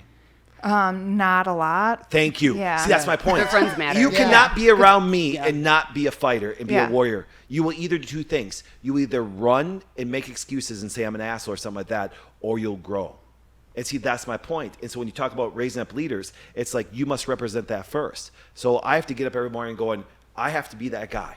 Do you understand? And see, that's why they said, so guys, I don't trust you if you're surrounded by the women, but women, you shouldn't be trusting guys. And that was my point coming back to you. Mm-hmm. It's like, would you trust a guy that surrounds himself with weak guys or actually women all the time? No, Yeah, that's my point. not a chance. Because she's looking for the masculine person. Case, what about you? Same. My husband was raised by his dad for the most part, and he was, even when we went through COVID, he was always the guy that he's like, I'd be willing to walk out of a store if they're going to make me put on a mask. Yeah. Right? Yeah. And I'm like, amen to that. And you're probably the only person in Yeah. there that would be willing to do that. But he was always raised to be like, when we look at all the characteristics, like he was the provider for us. Like he's the hunter. He's the one that goes out. If it can be shot, he's willing to shoot it. Brown, right? it's and he's down. willing, Well, yeah. you know, it's kind of cool. It's kind of cool starting our first podcast off with 4 strong men. Because I'm like, oh shit, who are we going to have on here? We're going to have So latte pussified beta male. Oh, yeah. Just wait till you get one of them. Just keep saying that, Dana, and they'll throw I stuff guarantee at that you. Dana and them are going to attack him. It's going to be kind of funny that way. So it's like, but I think the world. I think the churches would benefit if that started happening that way and stuff. And I really do, because like I said, it's like you talk about, but it comes back to that point of going, and I know your mom, absolutely. I love Ross's mom too. She's an incredible woman and everything. But I still think that we need that aspect, and women have to understand that we go through a life that's different, because you know why? Because watch this. Okay, here's what happens. I want you to think about this. I want you to really think about this point. If you're, so we have 1, 2, 3, 4, 5, 6. We have 6 beautiful women in this room. If you're 40 years old and broke, but you're beautiful, what's your chance of finding a guy? Oh, 100%. Yeah. 100%. If you're a 40-year-old broke man, see, you are, Not a look at you chance. ladies, you are like Not a going, chance. that's my point. And you can even be good looking as a guy. And it's your going, what's Are you that? going to be single in 6 years? No. Why? Are You you said interested? 100%. What did I And my miss? chances. She just said 100%, right? And My like you're chances of 40? finding a man would be 100% yes. That's And what then I I'm asked saying, if you were like- interested. Oh, wow, the banter. Okay, next subject. Let's go back on it. It's not the place of a woman I to hope you're not propose to still a looking man. at that. So my point is, would you agree with me then, ladies? And this is a tough one because it's very hard. It's much more difficult to be a man, and so I don't need a woman speaking in my life on how it is to be a man, and neither do the boys of today. You know, Andy is going to speak into the guy's life. Yep. He's a G. He makes a ton of money. He does great stuff that way. That's how you want speaking into those boys' life. And if you're mummified and all things like this, and it's like it's difficult. It really is. I can look back and I going. I look at things in my childhood and stuff like that, and I consider going, man, if I would have had a guy speak in my life, I could imagine what I accomplished as of today. Or I look at the problems I had. And let's go back in business. Look at problems I had. It's all because, once again, there's certain people speaking in your life that should be speaking in there and stuff, and both men and women. So, And be able to show your kids that from early on, right? That 5 and 6 year old that you're willing to stand up as parents, Yep. right? And it just becomes part of their life. Yep. It becomes normal It for just them. becomes normal. And that needs to be normal for them. Where right now it's so uncommon Yep. to have that with society and where we're headed right now. And I know you talk a lot about setting people up for war, Yep. right? And we are not doing that right now, generally speaking, right? With our men, our boys. well, and get this, and Steve, I want you to, because you have experience of this, obviously being heavily involved in church.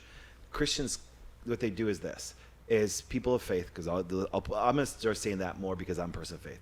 People of faith say, you know something, it's not a battle between flesh and blood, it's a spiritual battle. But then why aren't you preparing your church for the battle? You say, why pastors are not?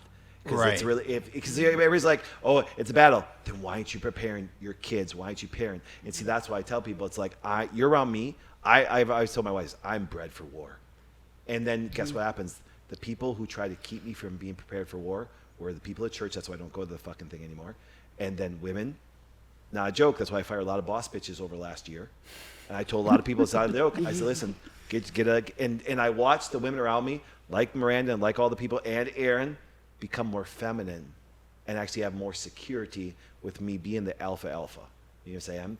And even Ross getting better, everybody getting better around me that way. And I think that's important because if you ever look, it's like going, I think, and that's why I think it's really funny.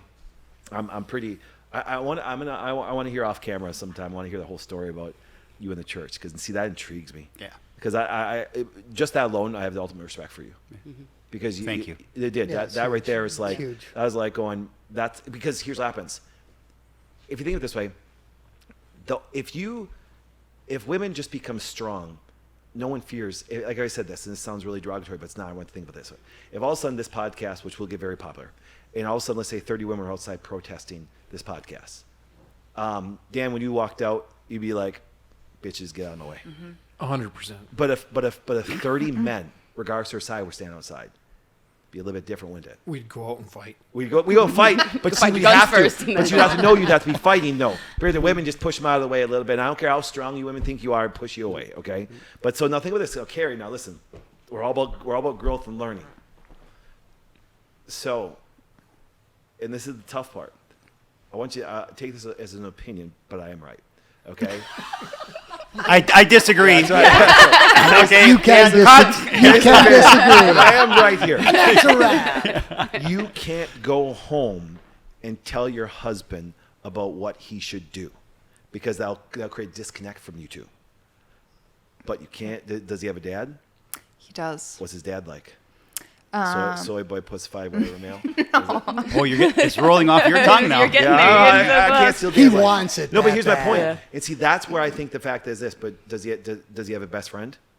Yes. What's he like? Not. Well. So not- that's my point. Yeah. See, but look at my point. See where I'm getting with this? Yeah. Look at who he's surrounded with, and now here's what happens. This, and who's suffering from it? You are. Right. So and how old are your kids? 4, 5, and 6 Now months. I'm gonna sound like a dick, and he's probably gonna hate me after this. But now I'm concerned. You have a boy, right? 2 boys. I'm concerned about those 2 little boys now. Because if he won't fight when times need to be fighted, those boys are going to look and go, because you're going to be an awesome mom and you're going to be nurturing that. And here's one thing I learned about when I had a family member that was in prison. It was really funny. I literally sat there and I was talking to they had to do roll call and all the people sat, and it was mainly women that was there. And it was kind of funny. And I'd sit there and I'd talk to them about their son and stuff like that. And you know what the moms would say? He really is a good boy. I'm like, we're in fucking prison. You get my point? Yeah, I got He's not it. that great a boy. No. You know what I'm saying? It's like, and it's really funny. Very seldomly do we ever see dads there. Very seldomly ever. Do you understand? It was kind of funny. It was like interesting going, so think of it this way. So that's where I want this podcast to make an effect on ladies. Look at the camera right now. Ladies, right now. If you're in a situation like that, if you go home and start bitching at him, you know what's going to happen? He's going to run from you. He really is. But there needs to be a guy that takes him in the back of the woodshed and whoops his ass a little bit. Country boy out, Yeah. Crivet's country boy coming out that way. Yep. No, we'll hear it. I got a question for you before the next one that way. Do you agree or disagree? Well, hang on. I actually have a follow-up because you said, that she shouldn't go home and, basically tell her husband what to do. But before, when we were talking, you said something about, like, getting a job. But was that okay? Or do you think that she shouldn't have done that? Or she just shouldn't have to do that because... No, but think about it. You weren't married yet, were you? No. So you're like, if you 'Kay. want this, 'Kay. you're going to have to do this. Just Yeah. clarifying. Do you say it? But Okay. it's two different situations because Right. you had to decide, and I love Ross's term that he got me to say a long time ago, you decide to do life with him Together. because of that. Because if he didn't get a better job, you'd be like screw that crap.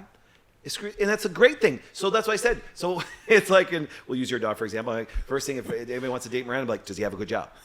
I don't care about it. And this is where Christian community comes in. I hate this. Like, does he love Jesus? Guess what happens? This. That to me isn't the number one thing. Honestly, it's not. You know what I'm saying? Let the mom worry about that stuff. You know what I'm saying? The idea is this because you can't, like, when it's kind of funny. I had a good friend, Jeremy. Remember, Yeah. Jeremy was on the show. Over spiritualized boy that wanted to marry his daughter. He has no job. He lives on donations from stupid church stuff that doesn't make any money. I'm like, do you understand? If you marry that, see, look at that marries your daughter, you have a next child. You know what I'm saying? And it's like, and then therefore, here's what happens. Now, as a dad, let's say Miranda pops out some twins. Okay.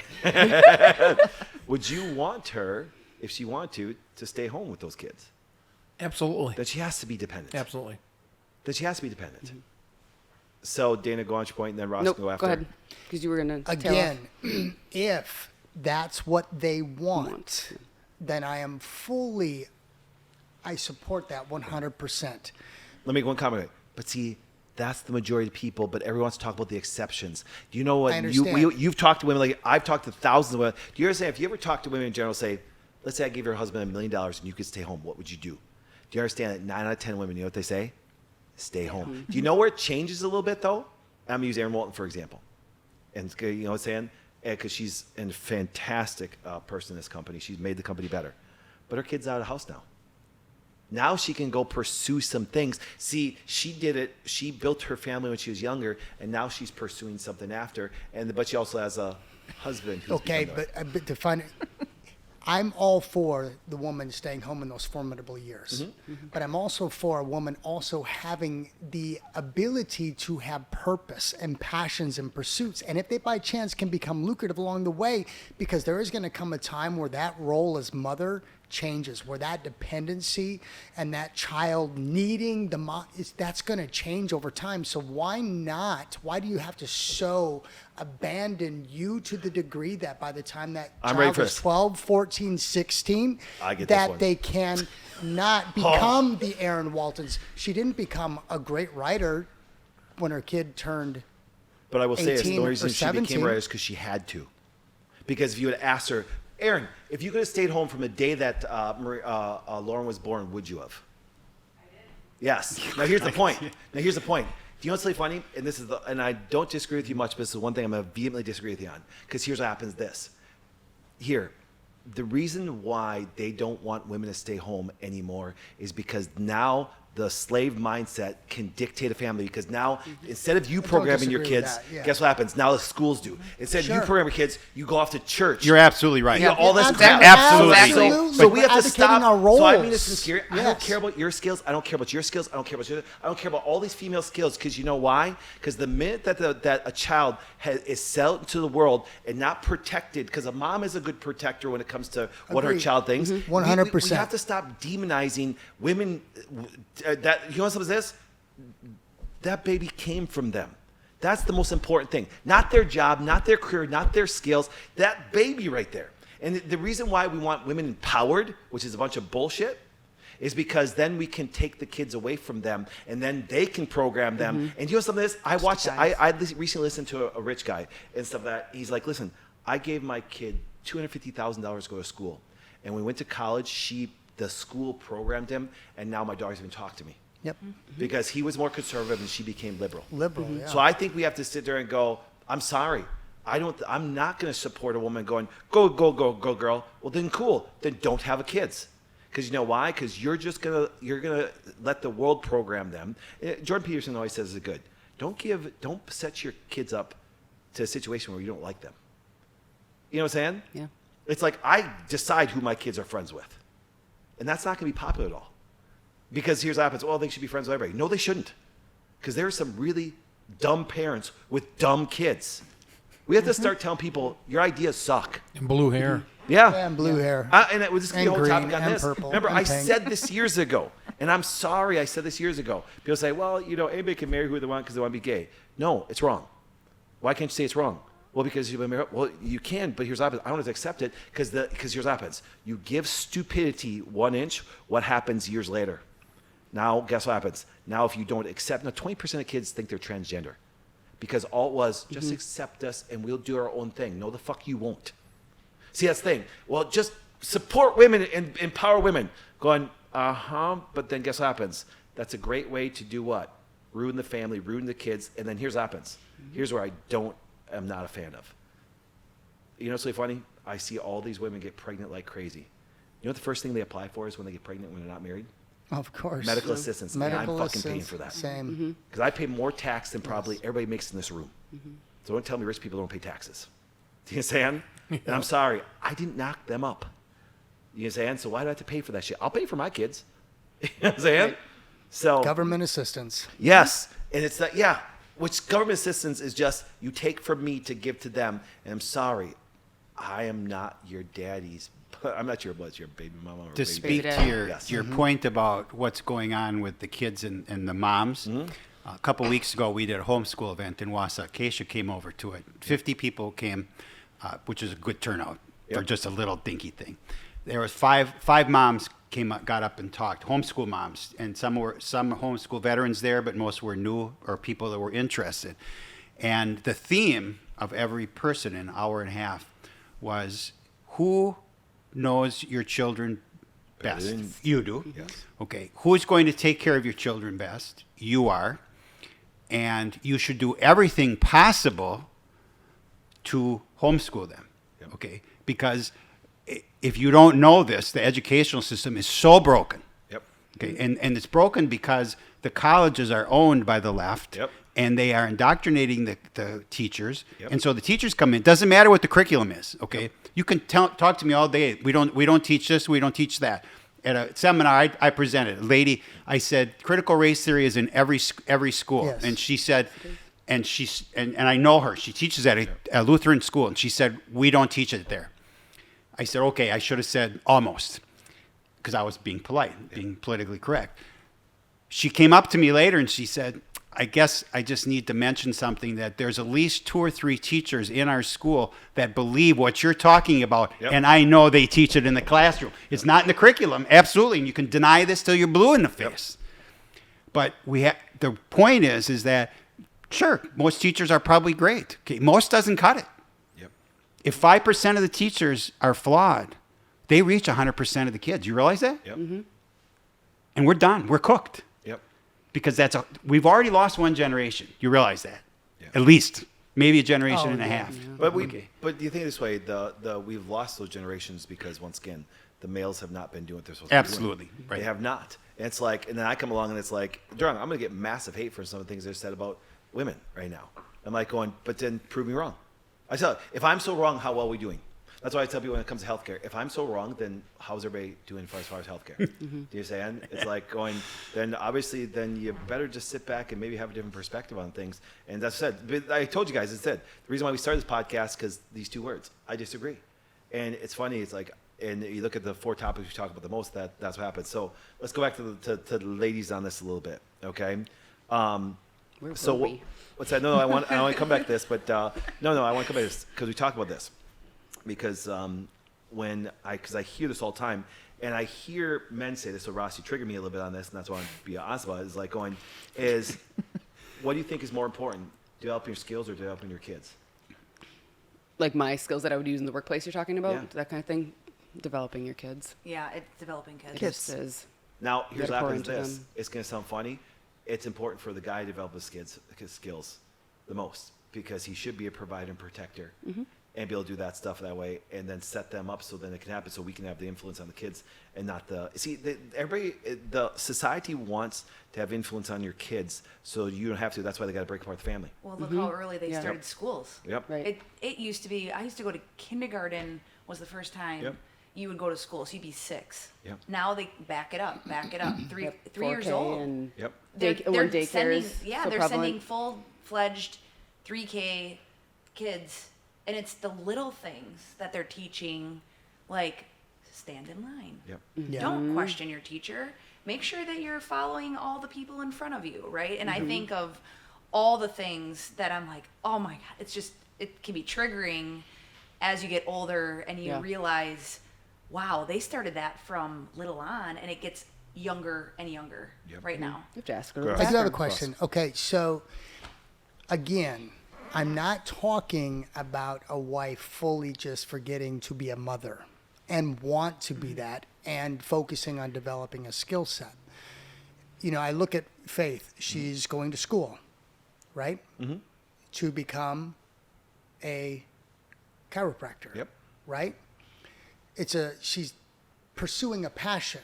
But if she chooses, though, to become a stay-at-home mom, you're going to support this and In every hope single that way. she does, right?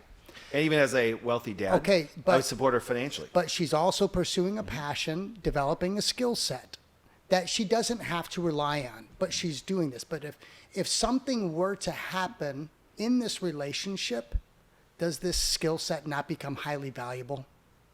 No. But I have a different perspective on this. Well, because you're going to think nothing's going I to happen. disagree. What's that? I disagree. I disagree because I'm looking at it from purely an outside. Because what I do is this. Let's relate to the Amish. Okay, here's what happens. They still, and this is one thing I do like about them. They still put the family unit so high up that if all of a sudden a husband dies, what does the rest of the family do? They take care of them, They but you're chip talking in. about the You're- exception, not the Yeah, rule. I know, Exactly. but see, though you That's- asked me the question though. Yeah, I So know, I really so I am, went, but- so I'm wealthy enough that guess what happens is that I would actually make sure that Faith was taken care of that way. But see, and that's And you're where the exception. And that's That where is the exception. You're the exception, though. But here's one thing about the exception. If you ever think about this, what do you think the Jewish community does? What do you think our culture was set up to do? Our cultures, and this is where people my age, guys at my age, aren't going to like this. But if you're not setting your kids up for wealth, and you're not setting your generations up for success anymore. You understand? So we need to. It's like, and that's why I kind of find it funny. We talk about this a lot. You being a CPA of the past is like if all you're doing is investing into a 401k and an IRA that way, you're not setting that's actually, you're leaving everything up to the government to take over once you're gone. And it's like you're not setting I'm setting up, like I said, I'm not trying to be the exception to the rule. I think this is where we were supposed to always be. And then what happens is, that's why if you ever think this way, is here, why was there always big families before? Took care of each other. Thank you. And there was no nursing homes. Thank Everyone you. just stayed at That's home. my We point. took care of our parents. We took care of everybody. Yes, And so my ideas are not that far off. It's just that it's not the common practice today. Correct. But you know who should have been bringing this back? The church. The church. They took The the church, church. the Bible. They took the Bible out of schools in I think They did. 1966, and look at where we've come since Take then. gotta, devil shows up really quickly. Absolutely. You know what I'm saying? It's true. Yeah. See, so my ideas aren't that far. So I'm sitting there going, no. I want the best for the ladies. I want the best for everybody that way. I want the best for the men too that way. But if we don't get back to these kind of concepts that way, but it's sad that when I'm talking about a family unit and how men should be that way, it should be the exception. That's why we're in this fucking problem. Going back to my point I made from the very beginning of our conversation, that's the reason why I want my daughter to be able to have some money and have a job and have a career, because I don't trust the men out there. Now they'll- I 100% agree with you. they'll take care of her. 100%. Whether you, I mean, as the father, you still don't get to control 100% of this man's intent towards your daughter. No, we can't. You know what I'm saying? You know, That's- we so know that. I get it. This utopian, I get the But boy- idea behind it. But it's just like when Dan and I vet for your next girl. It happened. know. It I can't happened. wait. I swear to God, I promise you, you will be nowhere near that. At we least in the no, you will I'll not. tell you what. Hey, you have just you- told me I'll you were tell you reminding what, me You're you're in my office denial. right You're in there. denial a little bit. I got another go Ross. to Have you him. met? Yes, no. I will go. I will guys be the see- mediator. Hey, wait. I will You check guys get along first if so she's well. okay. I Have you would met go her to- daughter? I would go to this guy first because I'm not involving a relationship in my workplace. That's, you know, I'm not bringing that. So Dan- side of And it. he will not You're date anyone 100% without me vetting There him. you go. But Dan, let's bring that point up. And let's think of it this way. Well, you don't have any daughters. You have, One but daughter. you have two boys, right? 2 boys and a daughter. Oh, you have a daughter. So think of it this way. I'm 100% in your camp. But the only thing is, I think I don't want. I'm not too worried about you either on this that way. I'm not definitely worried about you on this. Is because, man, you think I'm joking? My son-in-law was deathly afraid to ask me if he could date my daughter. He even said it. Remember, Christy even said it during the wedding speech. He goes, "I would deathly, because you have a rule. You have to come and ask me if you want to go on a date." That's You know what I'm awesome. saying? And it's like, and then it drunk. And it was some simple boundaries and things like that. And of course, obviously, it turned out wonderful that way. So I think, but see, I think that's where we'll never I can never control the intentions of Devin and that way. But I can have such great influence on him growing as a man. No doubt, which I agree with 100%. I know you will with Maya. But I'm going back to the principle of like my daughter. I mean, it's one of these things right now. God, she's 12 years old, so I'm not She's awesome, planning too. her future. But she loves the idea of designing interior Yeah. design and building houses and exterior, all this in architect. So why would I not breathe life into this and give her the chance to maybe focus into this and say, hey, maybe this could be something, if you want, there could be a return on this. You're really good at what you do.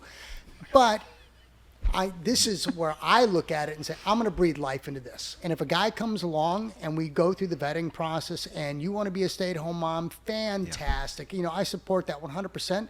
But if you want to pursue a career, I'm going to support that as well. I don't want her to be solely 100% at 16, 17, and 18 years old, waiting for Mr. Right to come along and not pursue something that's But- going to set her up. It's not a but. This is my I'm ready for this one. Here we go. to set herself up. So if it's at 25 or at 32, she's doing something with herself. All right, here we go. And then I want the guys' comment, even you on this. Keisha, Carrie, Dana, answer me this question. And ladies over there, answer me this question. So, and you can answer this question comes to Maya. You answer it comes to Miranda. You when Alex this way. God willing, hope it happens. Let's say they live till they're 85, 90 years old. 85, 90 years old. And then they pass away.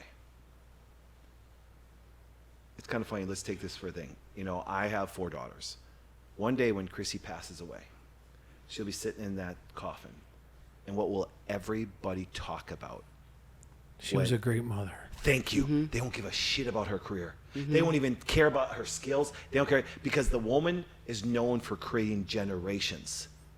But you know what they'll say about me, or they'll say about Ross, or say about you guys? Successful. Thank you. Built a legacy. What did they do to support mom and set the things up? And see, we have to go back to thinking that way. So the thing is this way. That's why we want to instill in our daughters going, listen, the greatest thing you can ever do is keep your generations going, because when you pass away, that's what, ladies, I'm sorry, that's what you're gonna be known for. You can be the greatest podcaster and really famous. You could be your career, everything like that. But what happens is, at the end of the day, no guys in the coffin. They're looking, look at the generations of people are here because of him. They say it's because of the mom.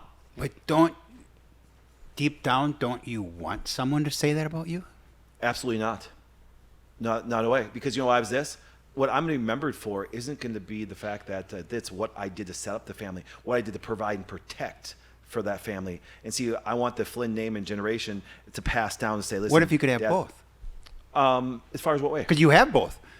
You have both, and you're not really admitting it, I don't think. Yeah, but see, I'm just being honest. You I have know, a you daily are reminder creating to look at how I spend strong my time. young All right. girls who I'm not creating. That's totally opposite. I'm not creating that. You're I'm nurturing creating- them. You're nurturing them. I'm Okay. creating feminine. Actually, I'm not even creating feminine girls. I'm actually saying, here's what I am as a man, girls. Your mom will teach you how to be feminine. You're saying, because how can I teach a girl how to be feminine? You're modeling masculinity is what you're doing. Thank you're you. modeling for them you're a standard. Because you know what's really funny? I'm a horrible mother. Really? But I'm the best dad. Okay? Do you understand? I'm a horrible mom. Trust me. You see, it's like when I have to sometimes not talk to my daughters like they're little boys. You know how difficult is that sometimes? You know, it's kind of nice having a son-in-law. Do you know why? I can talk to him like a fucking guy. Like a little, you understand? That's why I get really ticked off when I see guys that don't talk to their little boys like little boys. You know what I'm saying? Heck, by nature, it's kind of cool. I loved having all my nephews because I'd come home and I'd push them against the wall every now and then. Teach them that life's going to be a little fucking hard every now and then. You understand? But get this, the other day, it's kind of funny. I have to tell you a funny story. It's totally true. It's really awesome. Okay. So Christy's there, Felicity and Clister in the back, and they went at a friend's house. And there was this little boy that was a little douchebag and kicked my daughter in the ankle. And I'm like going, you know what's really funny when he first came over this? If my boy would have done that, you know what I'd done to him? And I hope this, because this is not even acceptable. I would have whooped his little ass like crazy. To the point where he would have felt the pain, that he even think of doing it again, he'd remember that pain. Do you understand? This whole bullshit of gentle parenting, look where it's gotten us. But the idea is, and I know here's what happens, here's all you dummies that sit there and go, I know the difference between abuse and actually discipline. You understand? This whole generation, not us, the whole generation of this not discipline or this gentle discipline bullshit, look where it's gotten us. But the idea is this. It was like, and all of a sudden I said, and he's like, yeah, and he was saying some other things that I said, and now remember, and I'm sitting there going, dang, I got little girls. And I said, you know something, I'm going to speak to them like little girls. And they said, and the kid was saying something derogatory. And I looked at my daughters in the mirror and I said, listen, now remember, this is my 9-year-old, this is my 13-year-old. I said, and Chrissy was in the car, so I said, Felicity, tell him to fuck off. And all of a sudden the girl was like, and I said, Calista, and then you go up and punch him right in the face. You know, it's really funny because how do boys wrestle up their issues? Punch each other. Punch each other and they That's wrestle. right. That's what my two do. That's the point. All the time. Now, A once knee to again- the groin might be a little more effective than What's that? punching the Yes. face. Okay, I'm just saying. Well, see, but here's what happens. But then, of course, I had to teach them, say, listen, you're young little girls. But here's what happens this. And then what I did, I said, you know something? I told my girls, if I was that boy's dad, he'd get an ass whooping like crazy. So I told my girls right there. Because I had to let them say, listen, now girls, now what we did, and then we taught our girls, okay, listen, now you should go to the dad or go to the mom or the parents that way and tell them right away. Because then I would even, because if they would not discipline that little boy that was involved that came over to the party for it that way, then I wouldn't trust that parents that they can't even handle kids or they're worried about what their parents say because their little kid was a pain in the ass. You saying? See, all you guys smile because you love it. And everyone you guys love it. It's just that culturally this has not been accepted anymore, but 100 years ago this was normal. You saying? And it's like, and it's sad the fact that we have to talk like this and we'll get censored for some reason that way. You saying? It's there's a difference between abuse and discipline. Sometimes I want to go back to my dad and I want to thank him for whooping my butt sometimes. I got the leather belt Yeah. growing up. Yeah. All of us. If we didn't pay attention, if we didn't do something, we didn't listen, Yeah. we knew what was coming. Yep. And nowadays, I don't know what would happen. And it's funny because we're taught that we shouldn't fear anybody anymore. There's got to be fear in every relationship. That's a whole nother. Darn, Well, another you pod. might as well just Write write that it one down. You're That's the right. computer. Yes, in every relationship there has to be an element of fear. Speaking of relationships, Yeah, by I the would- way, Ross, my alarm was to fill the Berkey. I don't care You what. have to fear that you guys would not You have friends totally anymore. did not listen No, to I the did. rules. It was off. Someone said Alarms on an silence. iPhone. Everyone can back me up. They just go off anyway. Silence your phones or put them on I silent. did. It was. So- alarms not. go off anyway. So let me But it was to finish fill this the point. Berkey. Let me finish this point. Go ahead. Glad you're doing So, that. Steve, I'm a horrible mom. And I think the fact that when those roles are confused, kids are confused, and that's why when that's why if I speak too much into my daughter's life, it's going to be bad. They should just see dad being a man, because I believe that the mom has to really teach them how to be a mom.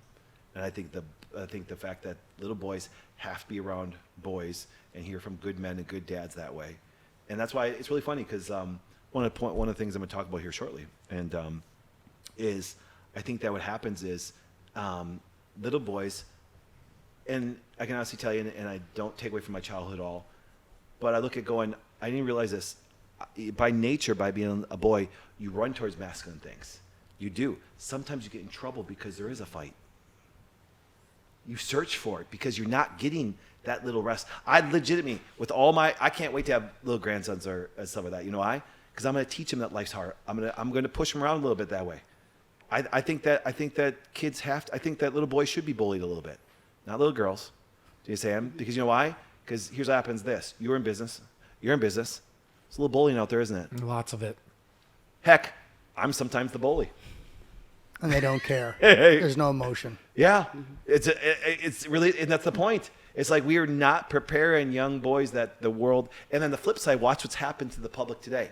And this is why, once again, is when we talk about the masculine and feminine aspect, where in this relates to our topic, is when a company comes to feminine, that's when you need HR. That's when all this bullshit about participation trophies, everybody wins, everybody gets a chance, is not true. Because here's what happens this.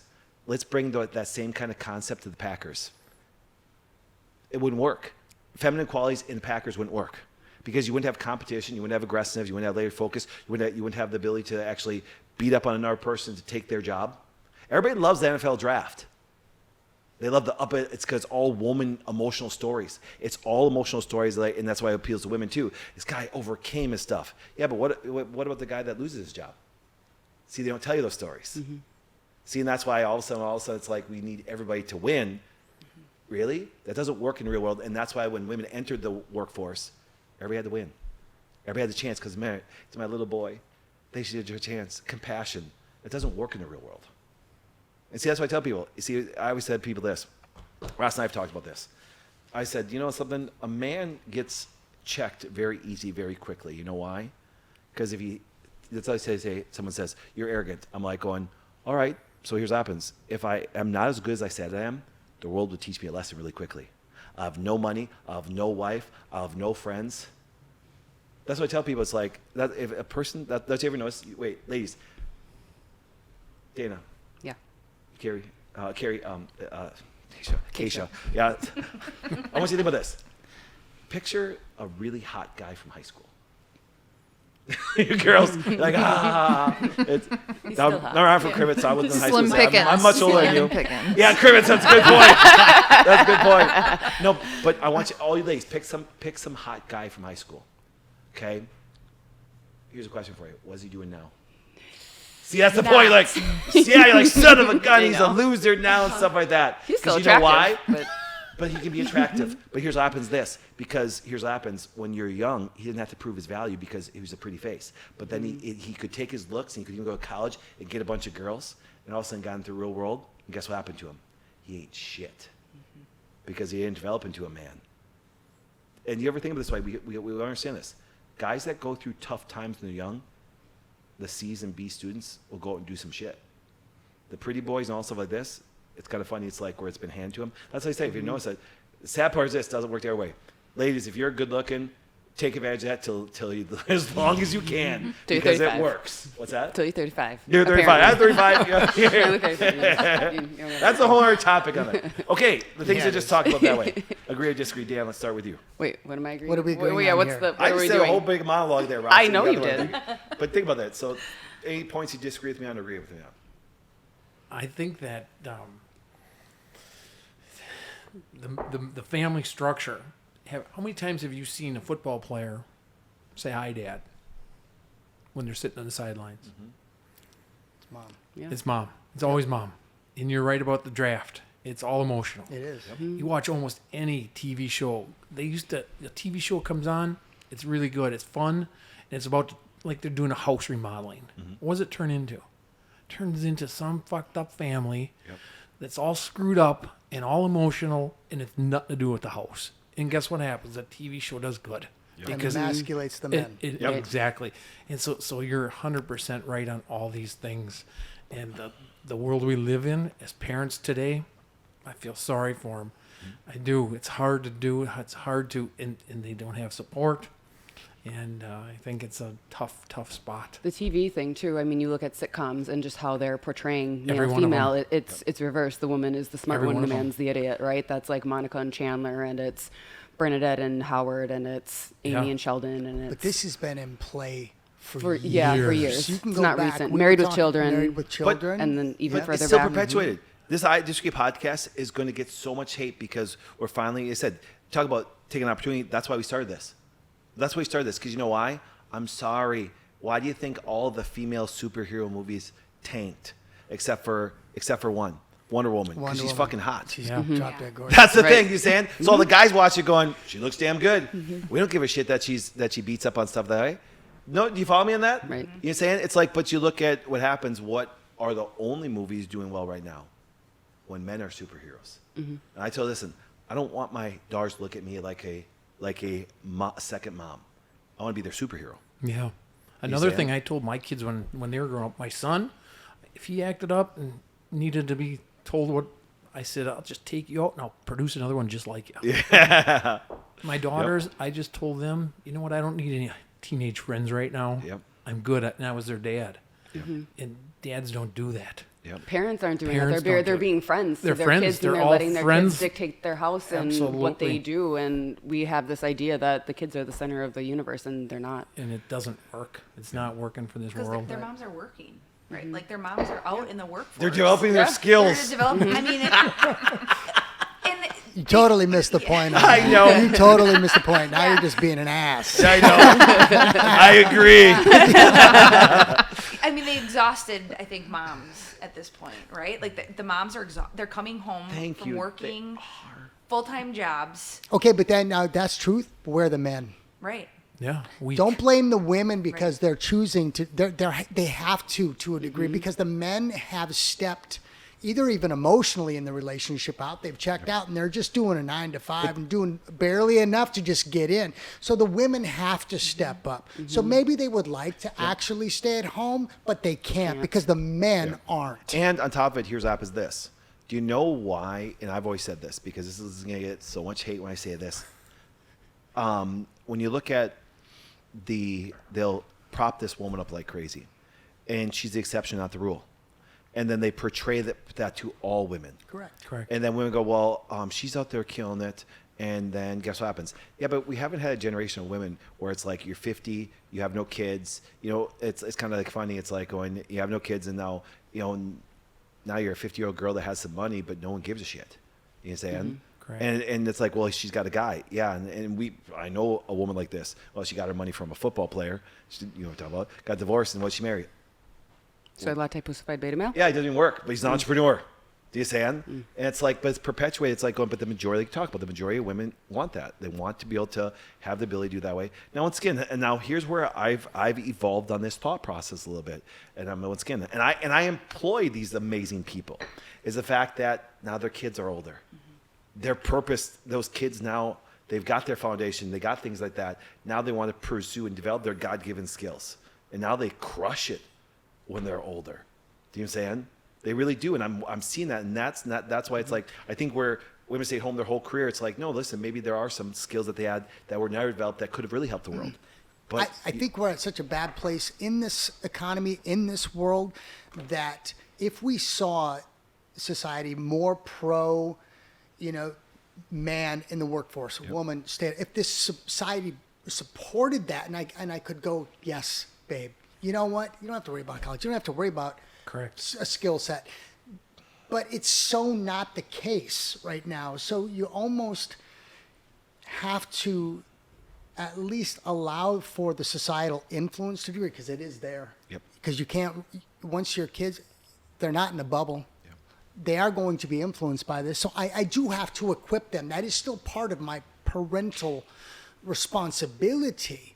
But if our society was more to where things were 50, 60, 70 years ago, I probably wouldn't be thinking to the degree in which so I have to be realistic at the same time, but yet also I'm raising my daughter.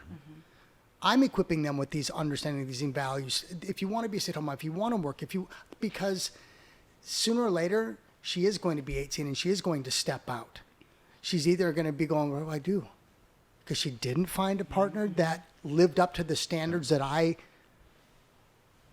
instilled into her. So what is she going to do? You have to build the skill. I have early to on. build the skill early. I have to build the mindset and the understanding so that if she does find that individual that she can go, you know what? I'm going to stay at home. Awesome. You can now.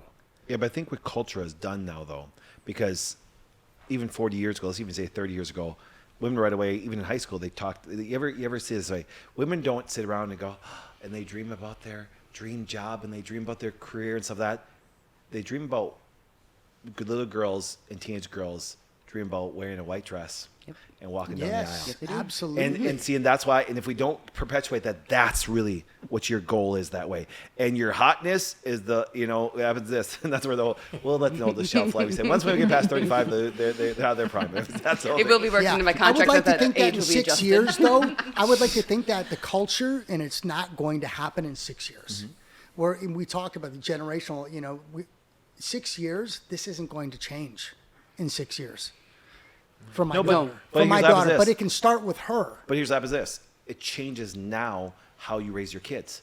Oh, no doubt, 100%. Because like I said, because my daughter got married at 19 years old. Do you know what I'm saying? And it's like going, and therefore, and I think this is going to happen. I really think this is going to happen.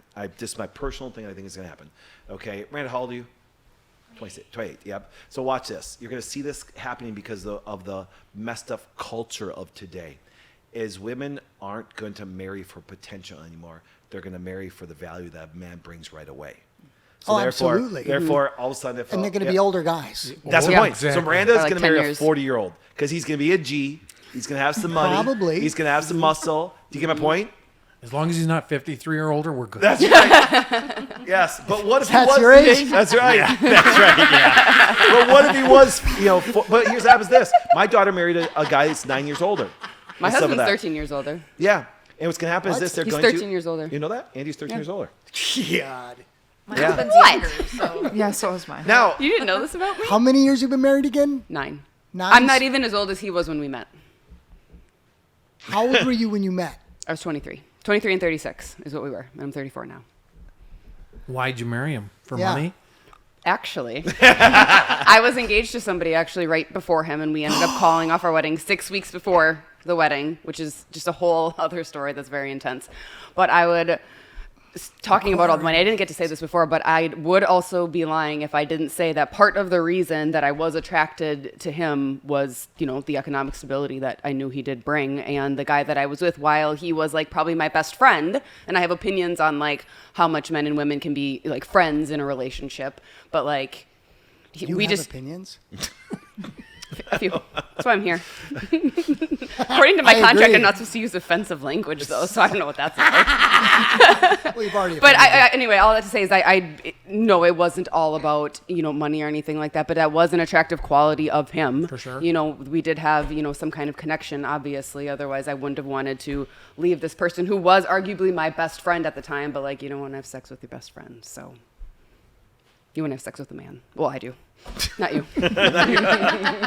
Wasn't she just propositioning me a little while ago too about being 40 and able to whatever and have her make her way, financially? If I can't help with your wife, No, can you I may help? not. Can I help with your daughter's husband? No, Oh man, absolutely no. I will guarantee. I will guarantee there like is that was a fair nobody. that was very that's fair. fair. Question. No, you won't. There's nobody that is going to be able to help with my daughter's husband. Maybe, or, her mother, but no, that is not. Once again, we talk about this idea, and I know it's funny, right? Yeah. But I'm not giving that responsibility to anybody else. I have my daughter's greatest interests in mind. Nobody else is going to be able to come in. Well, this is what I think you're. No, Dan, that's can I no help with different. Miranda, though? Can I help with Miranda? But no different to the Absolutely, idea. I trust you. That's right. No Thank you. different to the idea of me in this dating. If I am secure and I'm confident in who I am in my masculinity, I don't need anybody else's blessing or opinion or anything for me to choose a partner in life. I get the buts. I'm going but to say that's this, just though. where I'm at. I would trust your opinion when it comes to Trinity, Felicity, and Callista. That's fine, but this is my role though. Yeah. I would never assume that responsibility. No, Or- and I would want you to assume it for vice versa. But I'm saying, but the idea is, I think a group of guys make hey, put it this way. I would say this. I think that if, Eric and Joshua and Kyle and Steve and Dan and we all got together and we all have these kind of values together, I think all of us collectively could honestly make a better decision than just one person. then they itself. will respect my decision. the final decision, there's they no will doubt. respect But I my think- decision Right. to But I have the think final it- say. Did you ever Yeah, notice that when absolutely. did you ever notice that when the group of guys get in a room together, there's something electric about it? There is. And when women are in a room, it's different. And that's why I don't think guys can ever go to church with women. That's why I think it's a bunch of bullshit. You're a soy boy, beta bullshit, whatever it is Yep. that way. Guys that sit with, go do Bible studies with girls. Because I'd be like, because here's happens this. And I've sat in that stupid shit. And then the minute you sit with the guys, they totally talk totally different. I'm like, why don't you, which is let's go to our next question. Here, and let's go on it because it relates to this. Because here we go. Is this the secret question? This is only we're only on question thing, but here I put 4 questions even though There's we're no going plan, there. really. Men should not tell their significant other everything. Agree or disagree? Men That's my shouldn't? statement. Wait, men men should shouldn't? not tell their significant other everything. I agree. If you want to stay married, you shouldn't. That's my point. You're saying so? No. So I'm just saying now. Let's go to the women because I said let's go to Wait, the women. Yes. hold on. What? Are you, Are you you, gonna you, get? are you forgetting about me? I agree. I there we go. Thank you. Because I want to bypass you on this one because I don't want to argue with you on this. Well, no. What's that? He agrees with you, or you agree with him. I do agree Yeah, with it, okay. but we already talked about this because I believe that once you're asked something, that changes the dynamic. There's a difference between being asked and a difference. I know, but I just said I yes, agree. Yes. I'm just saying. Which I do like. So, I know you like it when I agree. No, Karen, what do you think? I also agree. I don't want to know everything my husband does or thinks or whatever because I think I would think differently of him. I think just alone this one, and Keisha will get yours and Dana will get yours too that way, is because if you look at the emotions what a guy goes through, and this is my personal opinion, like I said, and I even had one of my friends disagree with me on this the other day, is I believe that men have more emotion. I think women have more emotions. Because if you think of it this way, Steve, you think of it this way, Dan, think about Ross, I think 2 of the greatest emotions that men have are rage and anger. That's why we create more violent things. And that's why a man has to, have a strong faith. Otherwise, if they tell a man, do what he feels, actually totally opposite. And because, ladies, you'd be absolutely disgusted if you knew everything we thought and did in the day and thought about, went through our mind and thought about that way. Just from it's funny. Imagine you telling your wife everything, like all of a sudden say, yeah, honey, this guy, I would just punch him in the face. I want to break his neck. You saying? It's like going, and because we have those kind of thoughts on a daily basis. And it's like, but we don't act on them. That's why when people say, well, look at these kids that shop at school. Yeah, because you've been teaching them to actually relate to their feelings. No, never tell a young boy to deal with his feelings. Tell him be stoic and actually handle his feelings and stuff on there. So, Casey, what do you think? Yeah, I would agree. I think it goes back to your point of me. I would try to understand it. Coming from that place, if Good luck. he told me everything, I would try to put myself in his shoes and try to understand from his viewpoint. Yep. And then I would give all the reasons as to why he shouldn't think that way or do those things. Yep. It's just honestly And better we if so I wanna don't know. listen. It's honestly better if I just don't know and go down that route. Now, if I ask, I would expect him to at least act like he's telling me the truth, maybe, or lie, a good lie. But Convincing lie. yeah, a convincing lie that I would Casey's buy. husband's sitting home watching, going, "Oh, thank God, I'm good. This is a good lie, honey." Yeah, Jake's probably taking notes right now Yes. at this point. So Good lie. But yeah, I would overall agree. I think it goes both ways. He doesn't need to know everything that I'm thinking either, because I think he would try to change it or reason with it Or fix it, yeah. Fix it. Fix it. and that's not what you're asking no. for. No. Right, exactly. All right, I Dan? think some of this goes back to, we're all conditioned into the things that we think, and I think we've all been conditioned to think that we're supposed to be telling our significant others everything when maybe that's not the best option. I used to probably think that I wanted my husband to tell me everything, and now I'm kind of like, oh, you know what? I don't know. Maybe not. Maybe if something bad was going on at work and he was worried about losing his job and just didn't know what the next coming months would look like, maybe I probably shouldn't know about that and stress about that in my life, and I can trust that he will just figure that out and save me that stress. Ross, elaborate on your point now. I'm the gray guy, right? I am probably more comfortable in my emotions than most men. I understand the balance. I know where I have been out of balance. So when I look at a lot of this stuff, and remember, I've done a lot of counseling, marriage, single, individual. So I look at this, and this has always been one of the topics, right? Honesty. Are we talking about honesty is the best policy? Are we talking about omissions of truth? What are we keeping, right? When it comes to a toxic relationship that's falling apart at the seams, what are you not telling me? Why I want to know those? So I get it. Yes, I believe that a guy should not feel compelled to tell his significant other everything that is coursing through his noggin that he's thought from the moment that he woke up to the moment that he puts his head on his pillow. I 100% agree. But if there is this conversation and the questions arise, or if there's something that potentially is eating away at you, that you've done something and it's going against your desired for longevity in a relationship, talk to your group of guys about it first, right? Yeah. You need a sounding board. A guy cannot keep this shit on the inside. He's going to have to talk it out. He's going to have to process it. And sometimes that doesn't necessarily have to be his spouse. But if now exception, not the rule, right? The spouse could possibly be that. It should not always be. So I get into the gray because I've seen it. Just where guys are just guttural honest about everything. And then they wonder why their relationship's an absolute mess. Mm-hmm. And women the same way. They're just gut level honest about everything, nitpicky, whatever. And then they wonder why their husband doesn't want to sleep with them or have anything to do with them. Mm-hmm.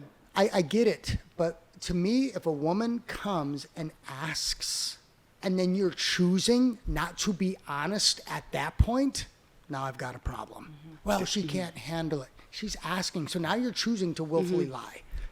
That's what I've got a problem with. Dan, Steve, what do you got? I think for the sake of the relationship, a woman doesn't need to know everything. Men make decisions all the time that Agree. change the focus and change the relationship and change the direction of the household. That I think that's good to do, and I always did that and not always discussed it. And I switched jobs and I never discussed it with my wife. Mm-hmm. I didn't call her. It was a good opportunity for my family to move forward. I didn't call her and say, oh, I got to call my wife and ask her if I can take this job. I just took the job. I just switched jobs. And I think going back to men being men, you got to make those decisions. And it's also the when I talked about before, men are by nature adventurous. Right. Mm-hmm. But don't sometimes women equate that with being stupid. Like, well, you're putting our family in a tough situation. And it's like, no, listen, the decisions I make aren't going to put us there. You say, and I have to do these certain things. And Correct. you'll never understand. Right. And stuff. And so if you have a question, fine. But women start questioning you, especially when the questions come from a church bullshit and catchphrases and all stuff. I see women do that to men all the time. Right. And stuff. It drives me absolutely nuts. And it's like going, the pastor said, pastor doesn't lead this family. Pastor isn't paying your fucking bills. Right. Mm-hmm. I think if a woman puts the church as authority over that man will run for that woman, because guess what happens? The church is not the authority in your house. Right. And 100%. that's tough, because a lot of them, like the pastor said, I don't give a shit what the pastor said. It's kind of funny. It's like that's the part about it. It's like going, listen, we're adventurous. We're gonna go in directions that you will not understand. Yep. And stuff. See what you got. I think it depends on the relationship.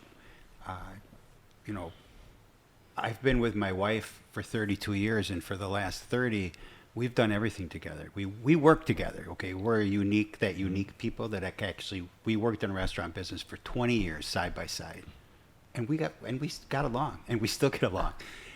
The point is that I know she doesn't share everything with me because I don't want to know, and I don't share everything with her because she doesn't want to know.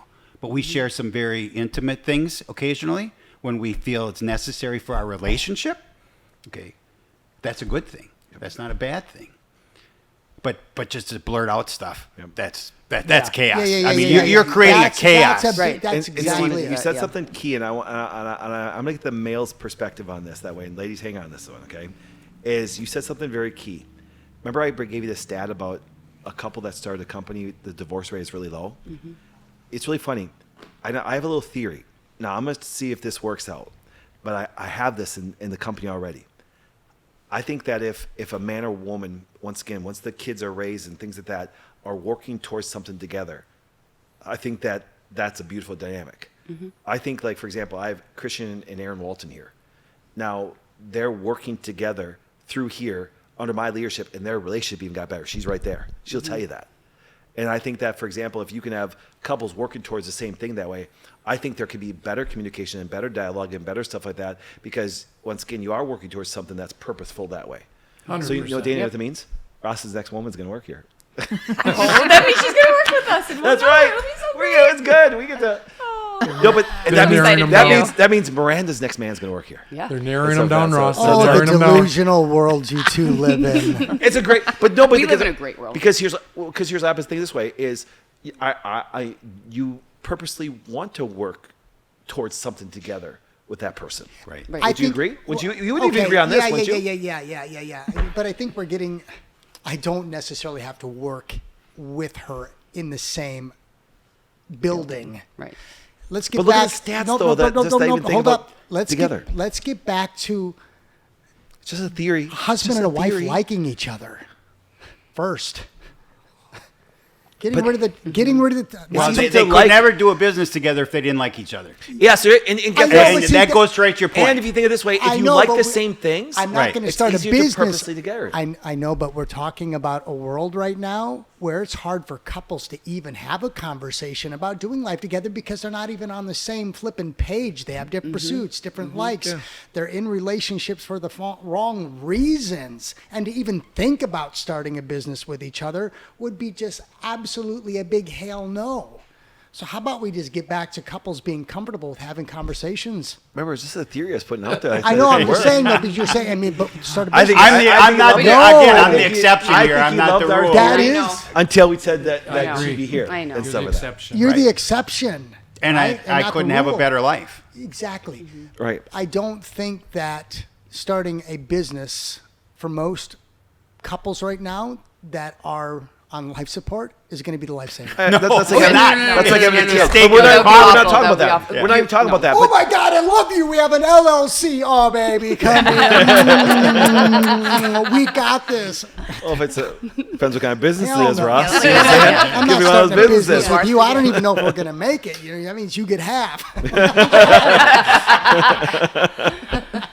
Make sure it's in the contract. Oh, Okay. right? No, but that I was just saying that the thing this way. And the reason I was thinking about that was because just of the rate of divorce rate. And here's what happens. Sorry, statistically, look at things. We talked about first question, money. Money is one of the biggest things that lead to it. All stuff are going. Well, maybe it's because they have. And I don't have the answer. Remember, I was have an discussing answer for stuff. you. What you got there, Steve? Unconditional love.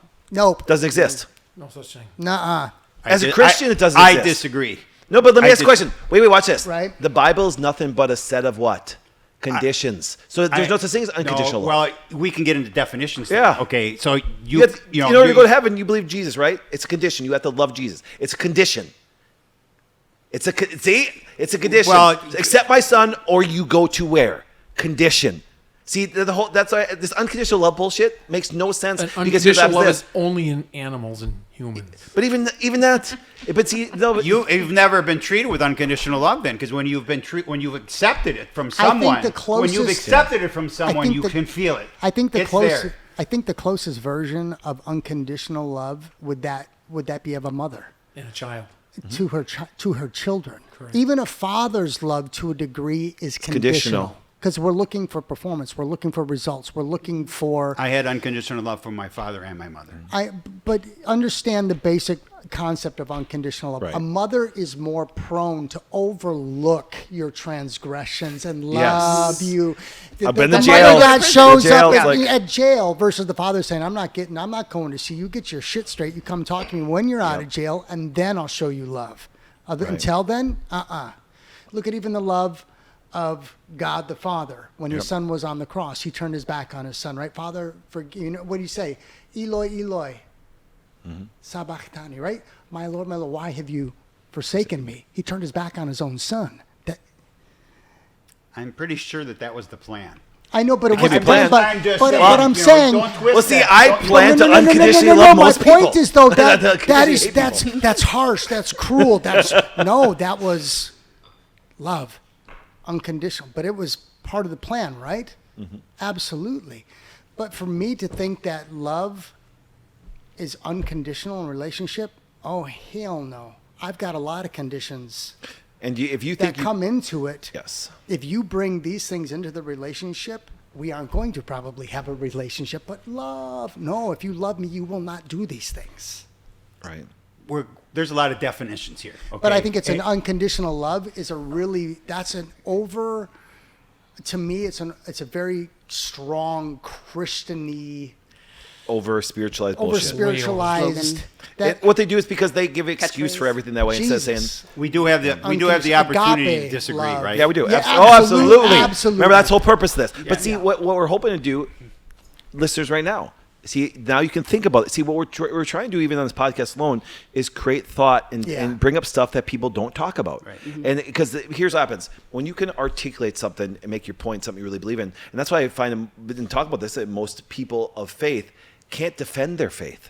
They can't. So they rely on catchphrases. And they do, and that's why it's so easy to actually beat them in their arguments, and I do all the time. See, when I'm around over spiritualized people, I act atheist. When I'm around atheist people, I'll be over spiritualized. But see, I know how to argue both points to show them that you're not really getting in depth and studying. Remember, I said the Bible and the immunology book are the same thing. It's mostly opinion and a bunch of bullshit. A lot of things. Is there truth in there in both things? Yes. But a lot of stuff is just so opinionated stuff that what people believe in their ideology is based around it that way. And so the thing is this, so you've got to be able to articulate your ideas quite well. And that's what men, I think, don't do well today. They don't articulate well what they want to and get their points. And think of what I had to do for a career. I had to come up with a whole different concept. I better had learned to articulate it. Otherwise, I couldn't have built the largest natural health care facility in the whole world this way based on that stuff. Right. Yeah. So it's like, and I think that's why when people talk about unconditional love, like, oh, it sounds so great. It's but over romanticized. I struggle with it because Yes. it's patently absurd to a degree, because in a relationship, when someone violates their covenant relationship with each other and they go against their marital vow, in essence, right, we see the conditions show up. We see the love as an emotion and a feeling. All of a sudden, that's why we say, well, we've fallen out of love. There's so many things that go into this. Unconditional love is something that is very hard for us to actually display on a human level. No, I got a question. You can agree to disagree with on this. I agree. I think, for example, if you had unconditional love, that person won't fear you eventually. And I think that it's fear that actually will lead to some form of love more than anything, because here's what this. Because if you just do and give everything to anybody, even pure love, like pure just everything that way, they'll eventually take advantage of you. Just by nature that way. If you don't have some form of fear, it's like you even talk about biblically. You talk about the first understanding of the Lord is what? Love? It's not. It's what? It's actually fear of the Lord. And so therefore I'm like going, so don't tell me fear doesn't. That's why when I hear, the opposite of faith is fear. That's not true. All these catchphrases, like going, are you kidding me? There has to be an element of fear. Here, if you didn't fear me as an individual a little bit that way, guess what happens? This is then she would try to take advantage, vice versa. Or vice versa, then I wouldn't have any worry about losing that relationship. And if you didn't have a fear person, you really don't care. Right. You really don't. You have to worry that your spouse will leave you. If you don't, then guess what happens? Do you say there as an element of fear that has to exist with everybody that way? Mm-hmm. Now remember, that's just my opinion. Agree or disagree? Yeah. Agree. I agree. Agree. Yeah, I disagree. Okay, it's okay. No, it's good. I agree. Yep. Okay, now here's what happens, but one thing I want to know, because I love everybody's opinion. Why do you disagree, and what's your articulated reason why? First of all, we're all human and we're all sinners. Okay, so when you said the covenants are going to be broken, absolutely they're going to be broken. Yep. Okay. You break them every day. Every one of us does, right? So when I talk about unconditional love with my parents or with my wife, I go in with the expectation that she is not going to meet all my expectations, right? Because she can't, because she's human. But why would I ever believe, after all the things we've been through, and you don't know my history, so Sure. you don't Yep. understand, I've had great failures, great success, and epic failures, okay? And we lived through all this, and we looked at each other and said, we have each other. We have each other, and that will get us through, and that's what did get us through. That's how I would define unconditional love, with the understanding that it's not perfect, okay? You realize I didn't say perfect love. Mm-hmm. That's an illusion. There's no such thing. Have I done things that my wife doesn't like? Absolutely. Has she done things I don't like? But see, Absolutely. I'm gonna spin this on because I know where you're coming from. Do you understand? Do you know why you can say that about your wife? Because she does something that most women don't do today. Remember what our 3 S's? Serene, support, and sexy. Do you understand? And you feel that that way. applies in Thank your you. relationship, You 'cause feel I that know way. that. You feel that way because you're supported. Yeah. Which, for example, she submits to you that way. Most women today do not. Most women today, especially Christian women, here, watch this. Women, should you obey your man? Because if you say no, then guess what? Don't tell me you're a person of faith. Because you love all the aspect of this way, but all of a sudden it's like going, oh, you would use obey or submit. Fucking women lose their mind, even women in the church. When I walked out of the room tonight, we have a saying in our house. I did something about 20 years ago. Hammered in a bar with our whole family, a bunch of families down in Florida. My brother-in-law was giving me crap. And we're in Hooters, and the whole restaurant all of a sudden becomes dead quiet. And I shouted at the loudest of my voice, and you can cut this or not, but I said, I'm Steve Frazier, and I can do whatever the fuck I want. And when I walked out of the bedroom tonight, when she looked at me, and I said, I think he wants the truth. And she looked at me and she said, you're Steve Frazier and you can do whatever the fuck you want. See? Support. See? You bet she But did. see, so think of it this way. So you feel that unconditional love because she supports you Right. on your epic failures or epic success. Correct. Man, you ever, in this thing I know about you, and I know about you already because I know your history is from your daughter and stuff like that, is any person that has any level of success, I've always saying, I said, listen, if I tell you my successes, it'll take about a week. But if I tell you my failures, it'll take about a month. Yeah. See, anybody that way, I have massive epic failures from personal to business to anything that way. Correct. And I think that's where we have to teach our younger generation, especially young men, saying, listen, but I do believe this. Here's why I personally believe. This is personal. Here, let's get it. And I even want the female perspective because it relates to both female and male. That I think that if a group of men were together and sharing their wisdom, because I hate when Christians say this. I hate it with the passion when people of faith say this. You know, the best teacher is experience. That's not true. That's not true at all. It's wisdom. We know that Solomon was the most wise person, and he didn't pray for God for experience. What did he pray for? Wisdom. And see, but where's wisdom come from? It comes from the people that have had those things, and they can pass it down to you. That's what I'm trying to do. With all the young men, all the men, even the men around me. I have wealth. Guess what? How do you want to get it? Okay, I can share that wisdom with you. What you do with it is up to you. But I can share that wisdom with you, and that's where I think, for example, that if we got together a bunch of guys and say, okay, listen, here, and then you can stay away from some experience that could be very damaging, both personally and, that's why it's like, I think that our parents always I think every parent tries to do the best they can. But I think what happens is I think that unless we have a great generation of guys saying, listen, that's what I talk about. Your husband's going to hate me after this. Let him come talk to me. And I won't be nice. Do you say I won't be nice at all. I'll be like, what the fuck you not at those rallies for? You got your mind, muscle, money together? No? Well, you're a piece of shit. I would love for you to do that. I talked to my pastor buddy. They said, listen, I said, let me preach you on Sunday. First thing I stand up, and the women always smile when I say this. How many of you guys here make enough money that your wife's not stressed out? Then what the fuck are you sitting here on a Sunday for an hour when she's stressed out and you're supposed to be the provider and protector? Get your ass out of here. Come back when you finally get a chance to actually be a real man. And he said, he goes, all the guys would leave. I said, yeah, but you'd actually attract more women. You said, and the right women, not the overpowering women that you're so special and stuff. It's like you actually have the one that you get some support from. So I said just some thoughts that way. So ladies, comments on that one. Yep. Yeah. I'm not afraid of the word submit. I think we need to not, submit, obey. I think it's, what is it supposed to be? Your kids are supposed to obey, children obey your children. The wife is supposed to submit, and that's another thing we've been conditioned into. I think that word has gotten such a negative connotation with it that if we really take it back and see that this is a good male-female husband-wife dynamic and see how that works, that's just the natural order of things, I think relationships and families could thrive a lot better. Yeah, because the society has tried to build up these women Yep. to, again, That they pull don't need them a man. away from everything so Yep. that your children are being raised by somebody else at that point. So. Well, no, watch out. Carrie, do this now. I got a statement after that. Go ahead. What do you think? I don't know. I agree that I have never been one to submit just because I've been a little bit more dominant, being that I've been involved in sports my whole life, and I was the pitcher in softball, so I was like the go-to person. So I feel like it just kind of like. But let me ask you a question. ingrained. As an athlete, did you have a coach? Yes, Then you submitted to his authority, I did. man or woman? Yeah. See, do you understand that masculinity and competition and stuff like that is only allowed in sports today?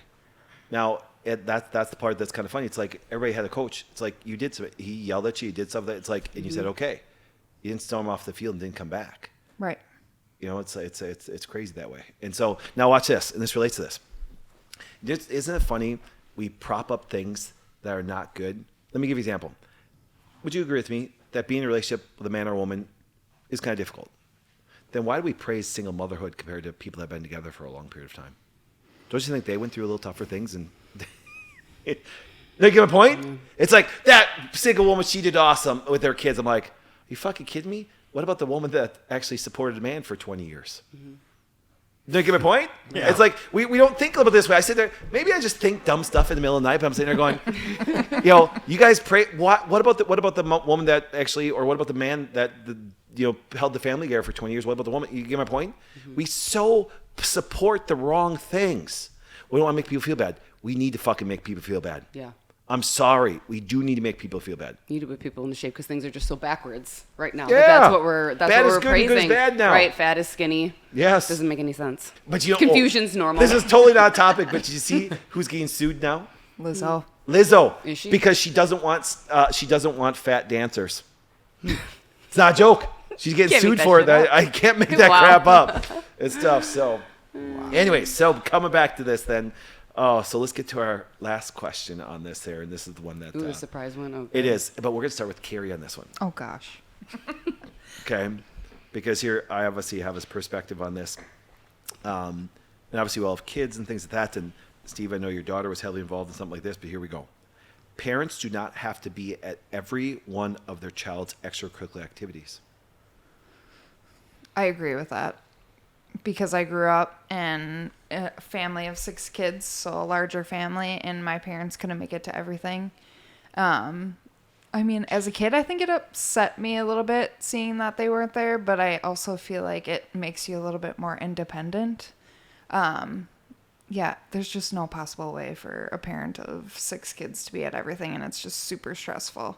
Well, let me change this a little bit more to make it a little bit more, let's say, spicy or a little bit more thing. Dads don't have to be at everything. They should be out supporting the family. Well, here's what happens. And I'm happy you said that because you know what happened. Everybody's trying to make men into second moms, and it's like, I'm sorry, when I travel and I do stuff that way, guess what happens is I'm still my daughter's superhero because dad's not sitting at a bar. Dad's out there dominating, doing things that make our family. And I had a family meeting one time when I decided I had to speak for a bunch. And I proposed to my daughters and some faith was still home. I said, girls, do you enjoy all the stuff that we have? They're like, yep.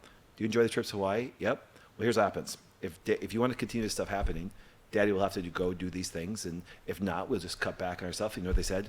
Daddy, go. Do you understand? Now, I was teaching them something. I would have done it regardless of they said stay. I would have. It wasn't. Remember, it's really funny. And I didn't realize this was getting popular, but I came up with something that even, like I said, that Pearl said she's going to use on our show coming up here, and she has almost 1 billion views. Like I said, with my family, I'm a communist. With my friends, I'm a Democrat. With the community, I'm a Republican. And with the world, I'm libertarian. See, I want to take care of my family and my friends and my stuff like that. And I want to do life with you and build things together and be kind of democratic, do it all together. But with the people that I'm not living life with, dude, you're on your own. You say I'm because I'm not responsible for you. You know, it's like that's why I said community, communism is kind of thing. I want my community. I want to take care. As a protector and provider, as a male, I want to take care of them. I really do. I love the fact that I can build enough wealth that I can even take care of my parents. It takes one person to change a whole generation. It takes one. It doesn't take a group. It takes one. It takes one person, and I believe it's got to be a man of the family. You know what I'm saying? Because I want me to be known to be taking care of the family. It's the woman that creates that family. So, actually, what do you think? What do you think? Yeah, I agree. I think that if you're not there, you're working. I think that's where you should be. I heard a story once where a girl was mad at her dad because she didn't want him to walk her down the aisle because he wasn't there for her. But her whole life was nice and everything was fine because her dad was working. And I think that's disgusting. Do you think? No, what was that mom like though? Right? See, because that's not a supportive mom right there. Right? Because I blame the went woman wrong on in that one. dynamic. Something's wrong there because she should have said you should support your dad because Right. he was working. But Yep. I've heard that story, and I agree that I don't think that the dad has to be at everything. I think that he needs to be doing what he needs to do to take care of the family and make him a nice family, have a nice house, have a nice things. My mom told me a story one time, and she's probably watching right now. Is my grandpa? They had 10 kids, and he worked Monday, crack of dawn till night, Monday through Saturday.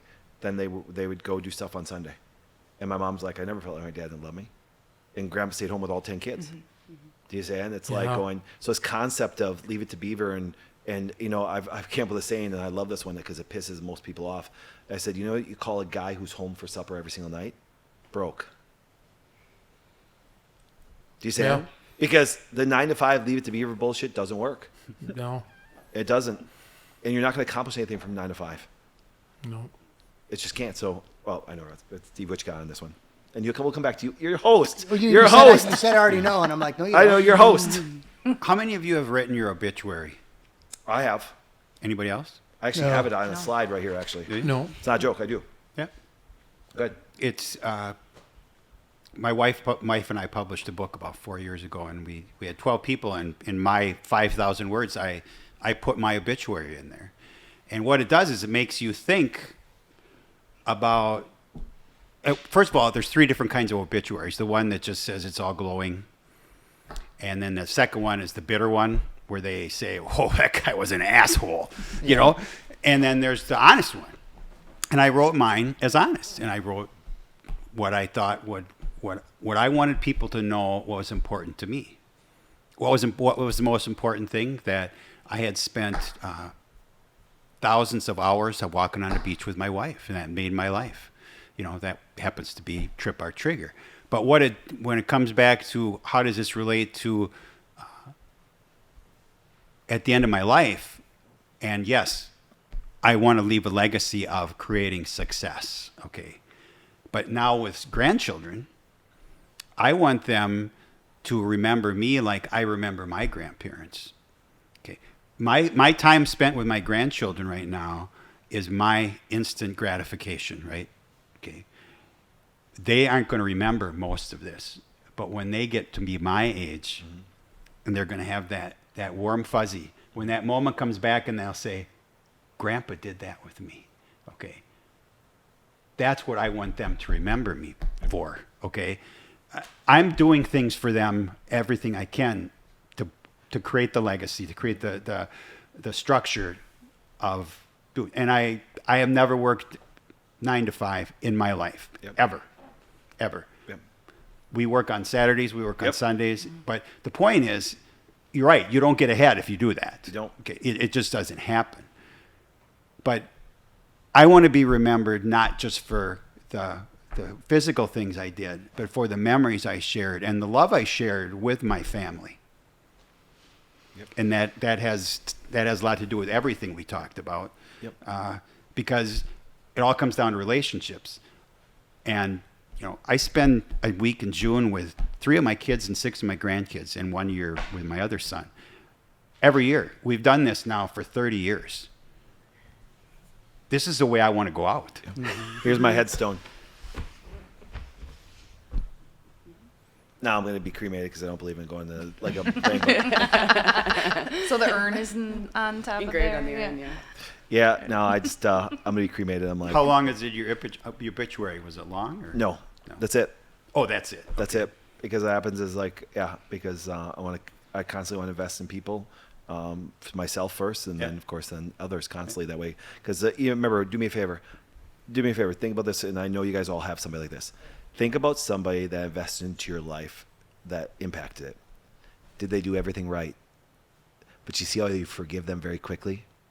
Because when they've invested into you, you're not expecting them to do everything right.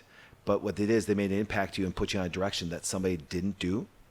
And it's really funny, and I've been obsessed about this, and it's become kind of crazy obsession. It's like, if you go back hundreds and thousands of years ago, when a king had a son, the son didn't look to another guy to lead them. Who the son looked to? His dad. I tell people, I've said this. I'm kind of saddened that other young kids would look up to me. Because why ain't they looking up to their dad? Mm-hmm. If you ever think this way, generations used to mean something. The name used to mean something. Your last name used to mean something. We've gotten rid of that like it means nothing anymore. I'm sorry. I want to bring that back. I'm not gonna. I am bringing it back. This is why I will not give the right of other men Yep. or women to speak into partners, jobs, or anything else when it comes to my kids. Yep. That is my responsibility as the father. Yeah, because if I ask for your opinion, that's a different story. Yep. If you give it without me asking, don't expect me to give it any kind of weight. Yeah, and I think that's so important because here's what happens. This is, I said this before when I was teaching legacy. Did any of you guys here know your great grandparents? And the majority, now, remember, there are exceptions to the rule, but the majority of people want. Do you understand? You're 2 generations from being forgotten. Mm-hmm. Take this seriously. You're 2 generations from being forgotten. And here's what happens. And that's more of a man than a woman. A woman will be remembered more in history when it comes down to family because she gave birth to that thing. A guy, a guy has to make some value into himself that way. Mm-hmm. And even though, like I said, otherwise he's just a sperm donor. And so I'm sorry, it's like, and that's why they don't care about their last names anymore. It's like, I want my generations to care about that and stuff. So, I mean, maybe I'm wrong, yes I am, but, it's just, maybe people disagree with me and that's okay and stuff. Mm-hmm. So I think it's something good. So, all right, we got a couple more of you guys to answer that question about extracurricular activities. Yeah, So, I would agree. I think there's probably a little bit of an asterisk there. Maybe the important ones that my husband would go to, but he doesn't need to be at every single one. I grew up as an athlete as well. Both my parents were not always there. Yeah. Generally speaking, it was always one of them actually that was only there. And it's like you pose that question, but it's not like I have lived on that for years, right? I think of that now. I think of some of the extracurriculars that my husband Jake can spend with my son and my daughter is teaching them how to build things. Yep. My husband's building a hunting shack in our driveway right now. Nice. And it's things like that. Yes, it's not soccer and it's not football, yep. right? But that's where they make the memories. And those are the things that I think sometimes Jake couldn't maybe feel bad when I couldn't make karate tonight, or I'm like, look, you're working, that's showing the children something. Yep. And you spend all the time, you're still in the driveway, yep. building something that you guys get to do together come November 20th or whatever it is. Yeah. I should know the date, yes. but I don't. Actually. So I think of that as extracurricular, like defined as whatever that may be. I think generally when you first said it, I was like, all the sports, yep. right? Yep. But there's so much more that children are going to take away, and they're going to be able to do all those things later on in life. Yeah, well, I watch parents sometimes live vicariously through their kids through sports because Yeah. they didn't themselves. Yeah. I'm like going, your kids are not the extension of you that way because you messed up on stuff that way. So, Ross, what you got? Then Dana. Yeah, I don't believe that the parent has to be at every event possible. Obviously, I'm speaking from a divorced, split single parent home. So it is going to be of my utmost interest for the sake of my son or my daughter that if time does allow and I've got nothing going on, you better believe I'm showing up. I think that I think men in particular, they need to see the value in what that does to their son. If they're sitting at home and they're sipping on a beer, they're working out in the woods, building a tree stand and focusing on things that are mattering to them, and they're using it. Oh, I'm just not interested. They're not going to the ballet. They're not going to see their daughter. They're not going to the church choir, or whatever this scenario might be. If they're using some type of a cop-out, I've got a problem with that. I think you do need to show up. I think you need to be calculated in your time. It doesn't have to be every one, but missing them sends a message too. So for me, I will go to the ones that I can, and if they know that I can't, here's what I will do. If I know that I can't make it, like my son's track meets, I'm going to let him know. I'm working. Or if my daughter, I can't make it because, I got to work. So I can give them, we're big on this whole, I disagree. How about we give them the why? The why. Because then that gets them the understanding. Dad couldn't because he's working. Okay, I get it. This is now a part of life. I have this expectation because now that my daughter, who is 12, who's thinking about dating some guy somewhere down the road, Dad wasn't able to make all of my recitals or all of my events because he was also working, and he gave me the why, but he wanted to be there. So now she's going to have that expectation on said young man.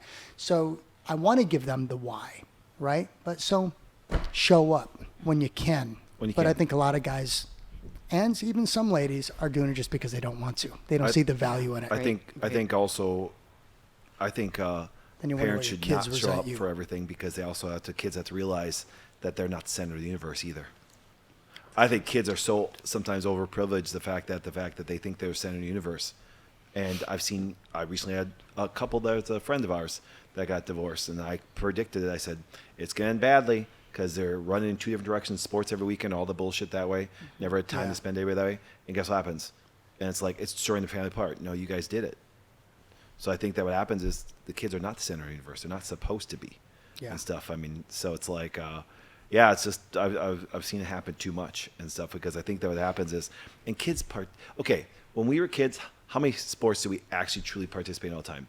Is it? One or two. They're usually school Seasonal. sports. Yeah, seasonal. They're usually At most. school seasonal sports. Now it's like Chrissy was just recently telling me that like if you play volleyball, if you don't play volleyball year round in club, you're not even considered. Yeah. Yep. I'm like going, and do you understand the majority of kids, they fucking suck.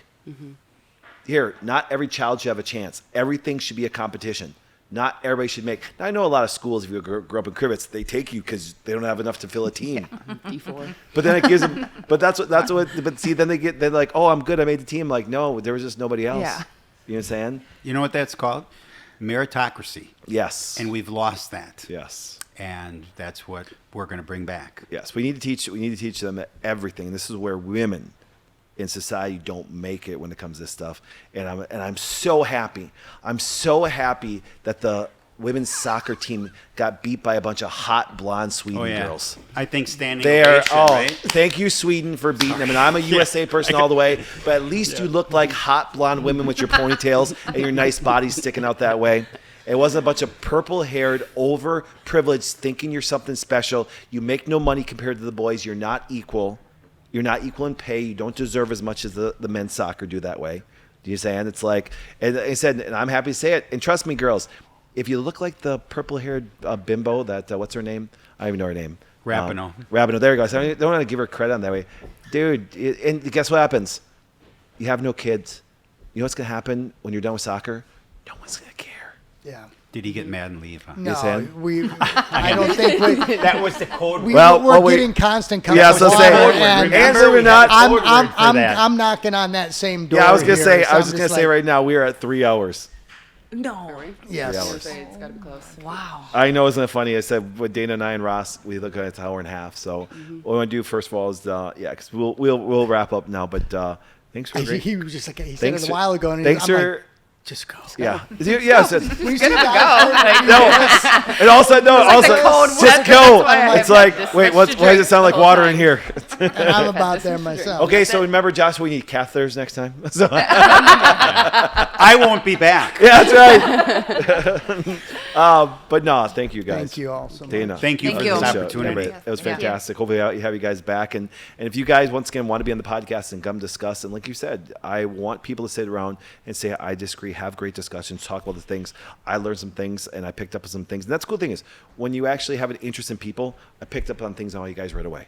And I know you guys picked up on things on everybody else too that way, because it's just good people having discussions, and we don't have to agree on everything. That's the whole idea. And on top of it, when you start to disagree a little bit, it makes you learn something not only about other people, but something you may learn and take along yourself. So I think that as we start this whole thing, Could I make just one statement? absolutely. Church has come up a lot. Yep. Religion. It's always going to. Faith, right. I have 3 friends. Well, that's about it. But and we get together once a month. And between the 3 of them, they don't go to an organized church. One of them actually went to the church that I go to, and they left because of a disagreement. Yep. And between the 3 of them, one has 8 kids, one is having their 7th kid, and the other one is about to have their 8th kid. Nice. Okay, and I kept telling them to keep going, but I think they're going to stop now. But we talk about God. We talk about these things, and we talk about the feminization of the church. Yes.